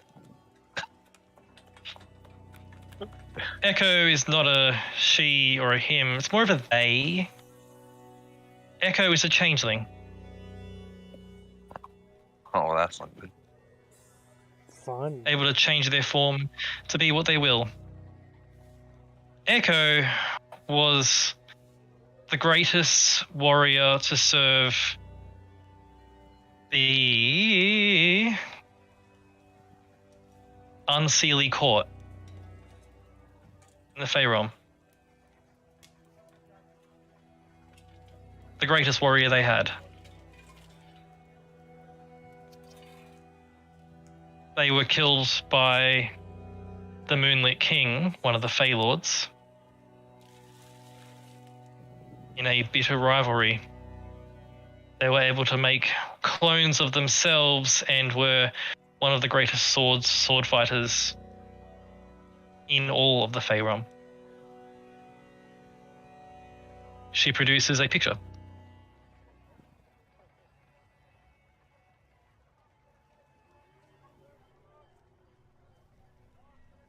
If William Dark was one of the best sword fighters on the material plane, Echo was one of the greatest sword fighters in the Fey Realm.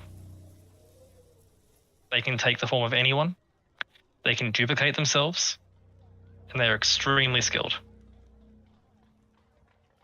That is your fourth. Being a changeling, that also explains why we couldn't detect them, Archie.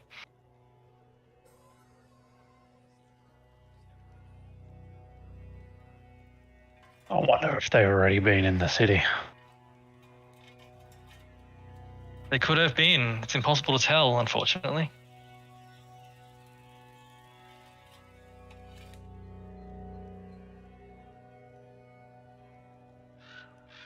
I just wanted to let you know as soon as I knew.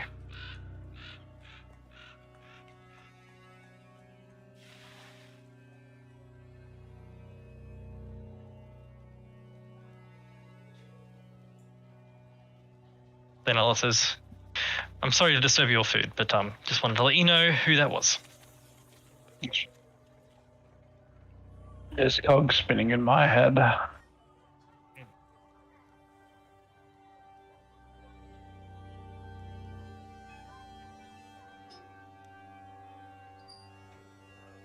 Changelings. Silver, right? Yes, although Echo was dangerous due to their ability to... Well, Silver, yes, but their abilities extended beyond just copying one's appearance. Mm. You see, Echo was most dangerous because they were able to not only copy appearances, but also abilities. That's the downfall of changelings, though, right? Silver, yes. Yes. So if they get in contact with silver, it will start to burn. In theory, yes.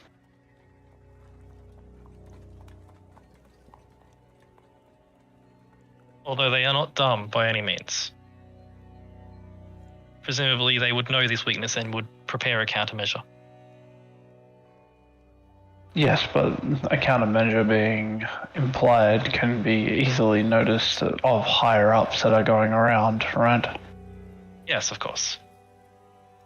I strongly suggest that everyone within the council, as well as higher up people within Waterdeep, should have some sort of semblance of silver on them.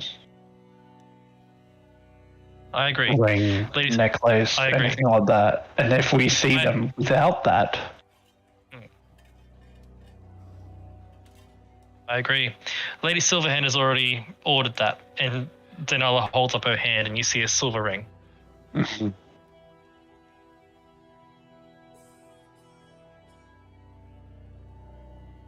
very good. But just keeping you all informed. With that, Denala bows her head and says, "I'll leave you to your dinner," and she leaves.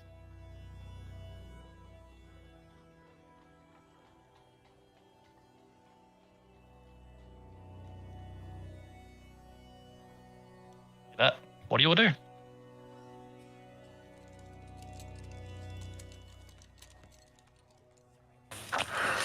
Tyken comes in. Look, it's finished. The big sword. Exactly. It's meant for big events. Are you a big event? Kind of. Kind of a big deal. I am the hype. Yeah. I am the hype.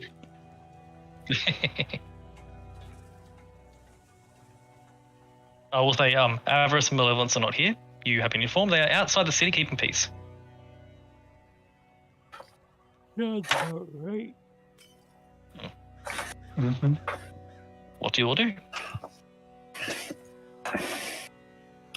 I deliver this to the Church of Helm. Okay. As you deliver it in there, as you get there, probably after food, I imagine it's dark out. You get to the temple, and people are praying and learning to channel their beliefs into abilities. They have improved, Tyken. That's what we like to see.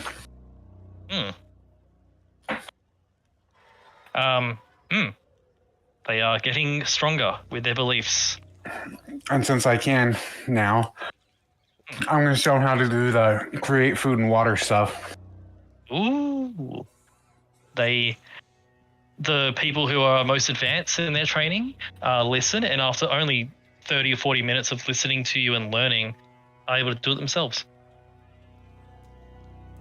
He says, he's working with people now to organize like public stuff where people can get in line and get food. Which will certainly help.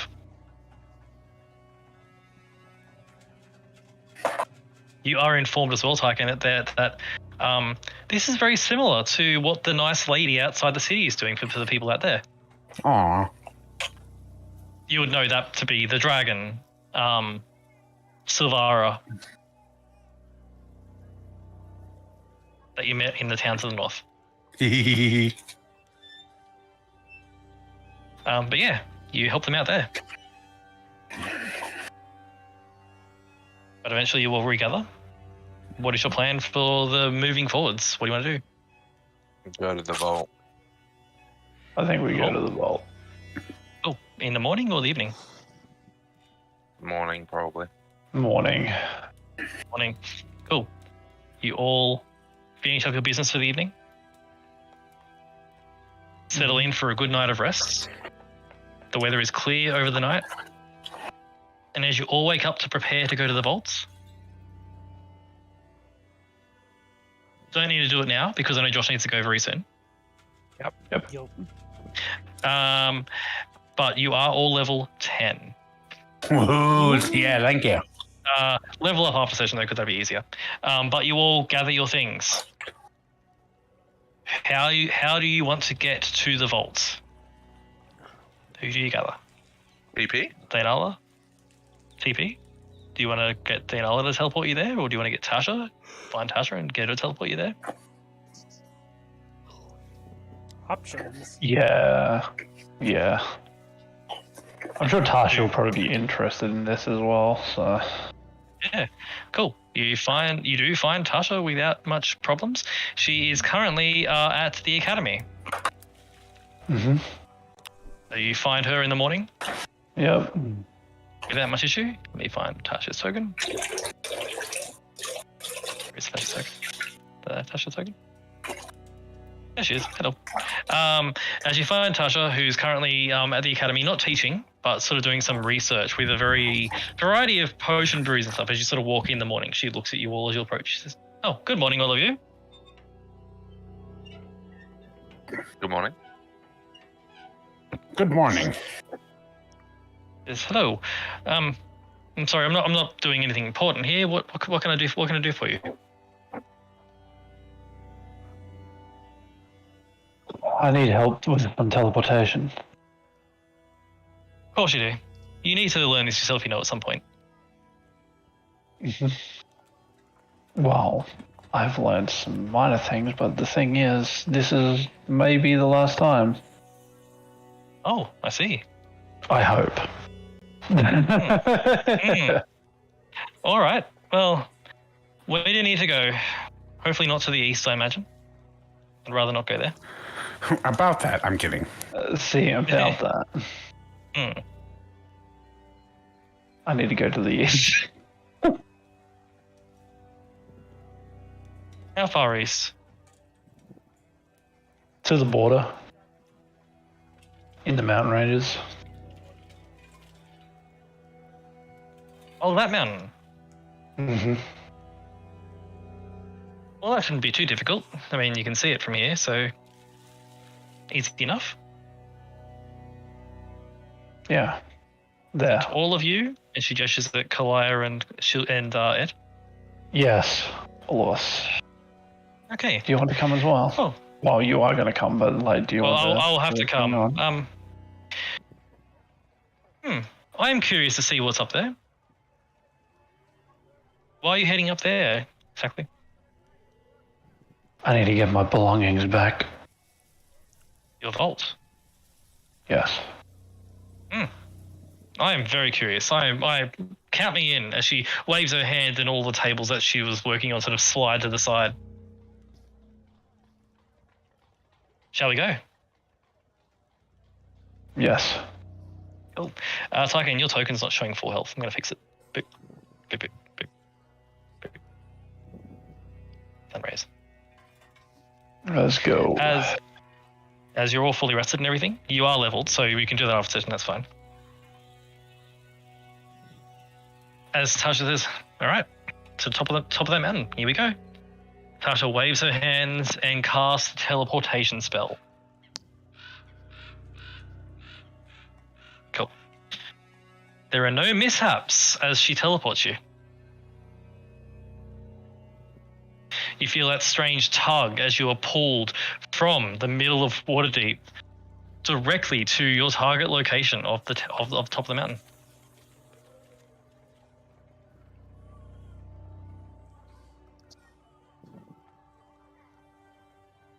Suddenly, as the spell goes off and Tasha says, on target, shouldn't be a problem. And you're all pulled through the air. Lovely. Oh yes, I have a feeling this is going to go horribly wrong.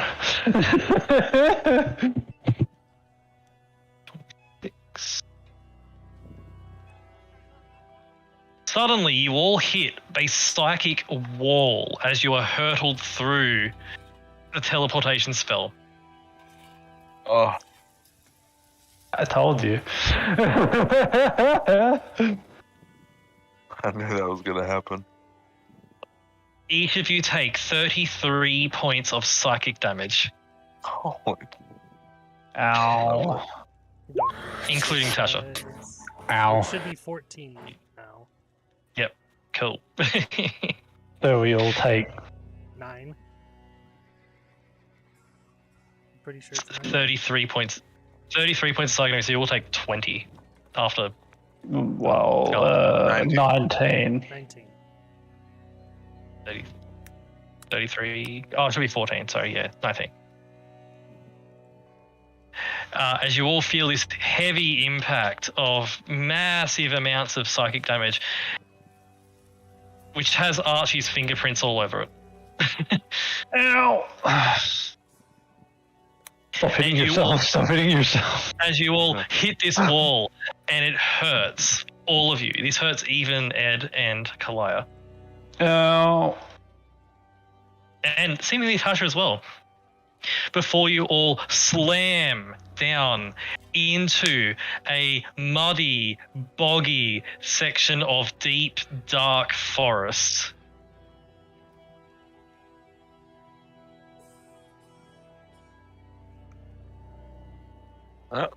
Well, Around you, there is a thick, heavy fog which permeates all of you. In that instant, I need you all to make me con saves, except, all of you con saves, please. uh, You're all near I don't think it will cut it either way. I don't think an 8's gonna help. Is this a poison effect? Yes. Okay. Ed doesn't need a roll. Ah, good, yes, very good.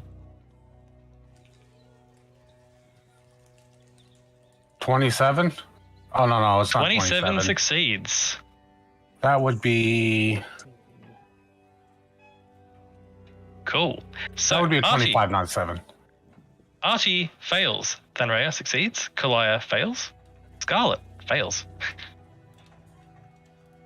Wait, what's the bonus from Tarkan? It's 6, right? Or is it 3? The plus everyone else gets a +3. Cool. Scarlet fails. Tarkan succeeds. So we have Scarlet, Kalaya, and Archie all fail. As you appear, immediately this toxic mist that's filling this poisonous forest, which you now know why it's called the poison wood, fills your lungs. Archie, your con modifier is reduced. Sorry, your con score is reduced temporarily by 3. Kalaya's is reduced by 1.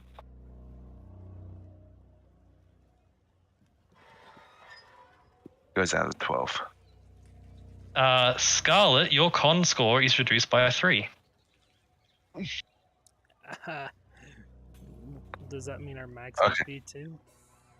Yes, temporarily anyway. Make a note of what your score actually was, and then reduce the score on your sheet. Okay, I need Um, to leave now. Yep, I'm about to wrap it up in this very moment. So, Okay. as you begin to cough and you feel the toxic air aura of this forest drain you, and you hear the sound of movement in the trees around you, dark shapes moving. You see this sight before you. We gotta go. You look, and above the cloud, the murky tree line, you see you're at the base of the mountain. We gotta go up the mountain. And these creatures begin to encircle. And that's where I'll call it there. Nice. Thank you for play. That is Now- minus DM. 20 HP. Yep. Jesus They call it Christ. the poison wood for a reason. This is what happens when because this is close-ish to Green Dragon's lair, and this is what happens when a Green Dragon has a long time to set up shop. Actually, I will do the. Is it minus Building. 20 or minus 18 because we're level 9? We're level 10. You're Well, you're we're level now. 10? Yeah. You're level 10. Why does mine still say level 9 then? We just I leveled. don't know. You just leveled. I swear I freaking. Okay. Okay, that means thank you I for, should have more health. Thank you for again. play. Thank you for play. Please remember to level at some point before. I will do. All right. Bye-bye. Bye-bye. Thank you for play. See you, bye. Bye bye. Oh boy, you'll get the level. And Yep. Tasha, I did roll for Tasha. Tasha uses a legendary resist to succeed.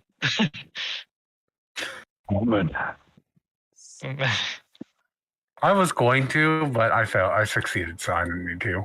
Yep. Now I got my Aura of Courage.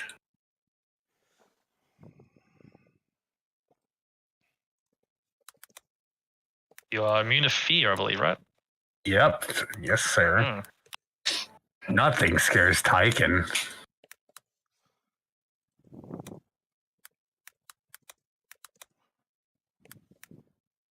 And I'll remind you that the entire forest looks to be filled with these spores. And that would make my max HP. We 74, gotta so roll. I'm not actually injured at the moment. We just got injured by the psychic thing. Yeah, Yeah. but I just lost 20 max HP, so I'm kind of at max. Breaking even. Yeah. I am at 42 from 62. Yep. Max HP, but my current health is 37. I went from 94 to 75 with that hit, and then I went from 75 to 74 with my max HP. Or from 94 to 74. I'm dying. I Yeah. technically, Yeah. I technically lost one more point of health, so I took 20 damage, but I am at max HP regardless. Yep.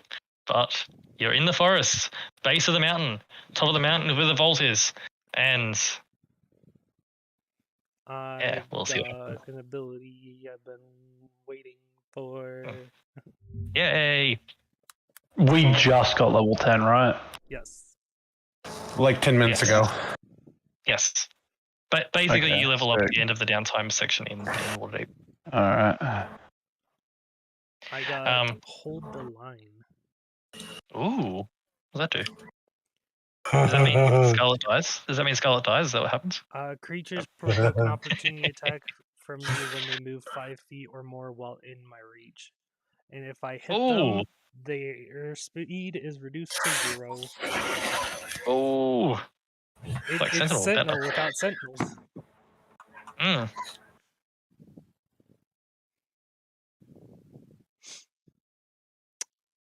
$18 is I gonna can that make even scrolls. Wait.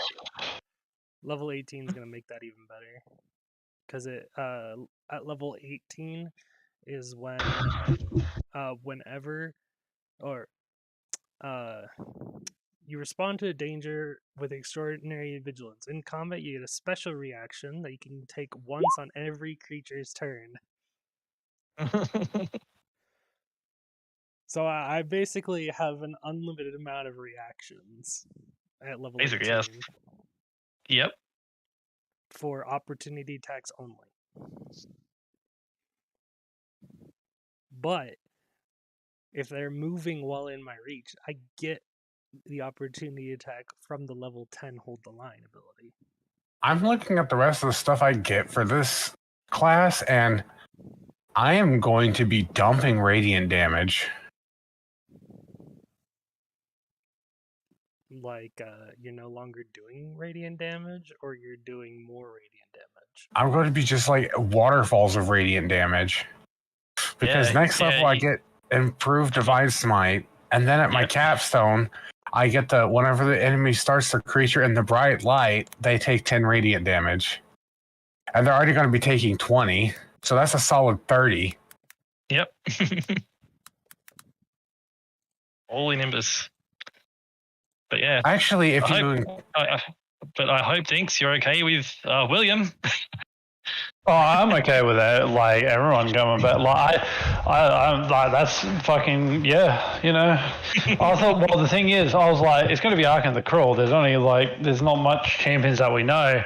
In the back of my head, I was like, oh yeah, I remember when William was champion of Team Man. That was great. And then you're like, it's William Gunn. I was like, oh fuck. Ah, fuck. Well, if you think about it, if you want someone to lead an army, Well, the I'm thing looking is, forward he to is a challenging him in character combat. from Baldur's Gate, you know. Yep. But the thing is, there is an avid thing. The William did change at the end of that campaign, and Archie is a person that is an avid knowledge, and he would have known what happened in Baldur's Gate as well as Elturel Yeah. falling. So, Yeah. and he would know of the heroics and the person. He's probably been to his fucking bar. So, like, Mm. I want to go to Baldur's Gate and go to the graves of Raya. Whatever, yeah. I forget her name. And his Raya, family, and try to find some sort of like honor in it, like some heirloom or something like that, and maybe like, you know, spark a memory within him or something like that. Yeah, well, that's potential because like these been brought back the same as you. So like Yeah. they could be brought back. They could be reminded. They could have flashbacks. They could distract them in battle. Because William changed, like, and William got out of his duty to Tiamat, like at the end. Like pretty legit, much. Tiamat could have been like, all right, everything after level 10 you don't remember. But like, the thing is, like,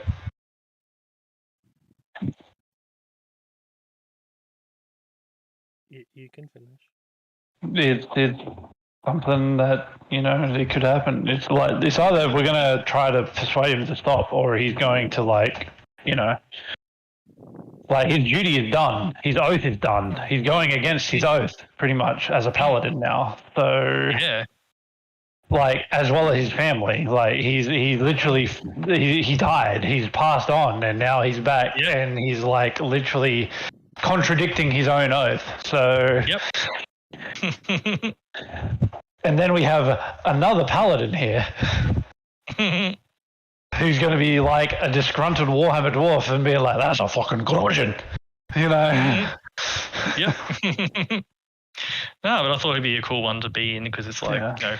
you know, Well, my general thought biggest is- biggest ego. We might find some cool shit in Baldur's Gate anyway, and I was like, Yeah. well, we might as well go there and maybe remnants of his bars there. Maybe we find his old flail there and stuff, you know? Mm. Like, who knows? Because the thing Well, is, you he did- got brought back. Well, you didn't see him wearing armor or gear, but Yeah. you did see him training. So you get so Yeah. presumably he has gear, just in that moment was not wearing it. Exactly. But But, because we like, did see Malice did have gear. So but maybe I can speak with his wife and get a bit of information. That's what my yeah, inkling is, or maybe I can find like a little, you know, the typical, you know, war-torn veteran finds old necklace of lover, you know, and we show it to him, and he snaps back to reality a bit. Yep. Mm. That's what my fairy tale is right now. Hey, Yeah. Hey, But there's one of two options. It's either we try to snap him back, or we fucking kill him. hey, Diggs.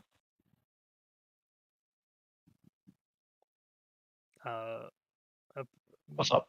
Paragon just did a ping saying that they added 3 new pings, which is fallback, need help, and set up ward like you wanted. Set up ward. Yeah, well, they needed a fullback and a ward were two of the ones that they really, really needed. Yeah, So, yeah. they're being implemented. But the thing is also set up ward, like, you know. But what I would love to see though is max out Tycan versus max out William. Oh, yeah.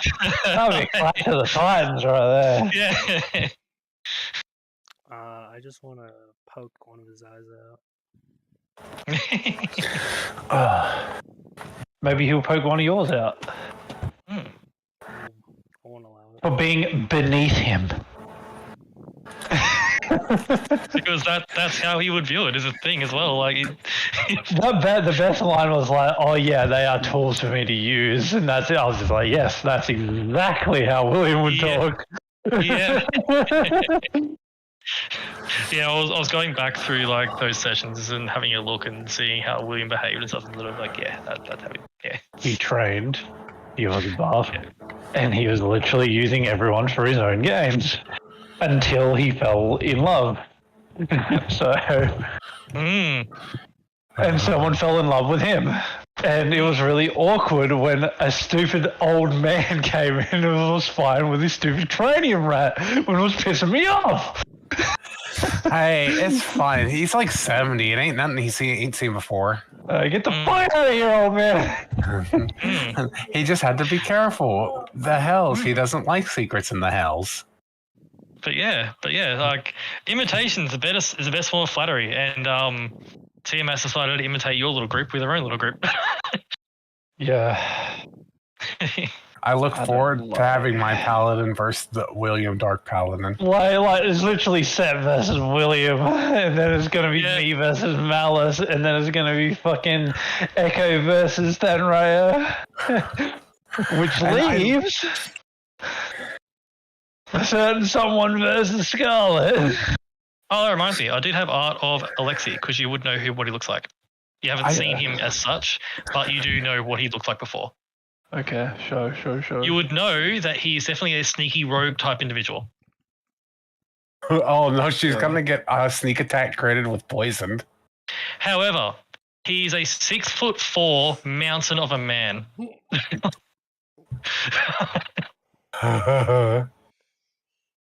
You know, one thing that did dawn on me though, the fun part with both William and Tyken is they're both the type of people to be like, this is one-on-one combat. If anyone interferes, I will personally fuck them up. Oh yeah, like this is literally how it's gonna be. Like the thing about like it's literally that's gonna be how it is. It's just gonna be like you're gonna literally both walk up and you're both gonna be like Dio and fucking Jotaro in freaking JoJo. You're gonna be like, oh, so you're approaching me? Yeah, I can't beat the shit out of you unless I get closer. That is so not fair. That's literally how it's going to be. And both sides can play both sides. You know, it could be Tyken being to you, being like, ho, you're approaching me. It could be William saying, ho, you're approaching me. And they could both be like, yeah, well, I need to get closer to beat you up. Like, this is the way it is. That's not fair. I want to get a poke at him. And then they're both going to hit each other and they're both going to smite, and we're going to be like, damn, fuck that. The holy battle of fucking the ages over there. It's just like, bang, bang, bang. It's gonna be like, I always did want to sit and have front row seats to a bombing in war. Bro, I can't believe the Baghdad bombing is happening in my D&D game. Like, two paladins smiting each other non-stop. Because that's all William did. Yeah. That's all he did was smite. Yeah. Nothing else. But yeah, What is this for? Smiting. It'd be interesting to see like Tyken versus like Oh, William. God. The scary thing is, right, William could out athletics Tyken. Yes. In theory. I'll be right back. But one thing I do have an advantage of is, where's it at? I got a +8 to athletics, and in a few levels I'm gonna have a +10. Yep. William already has more than that.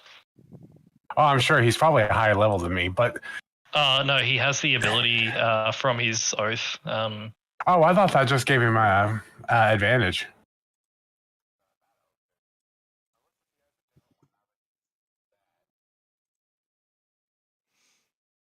All right.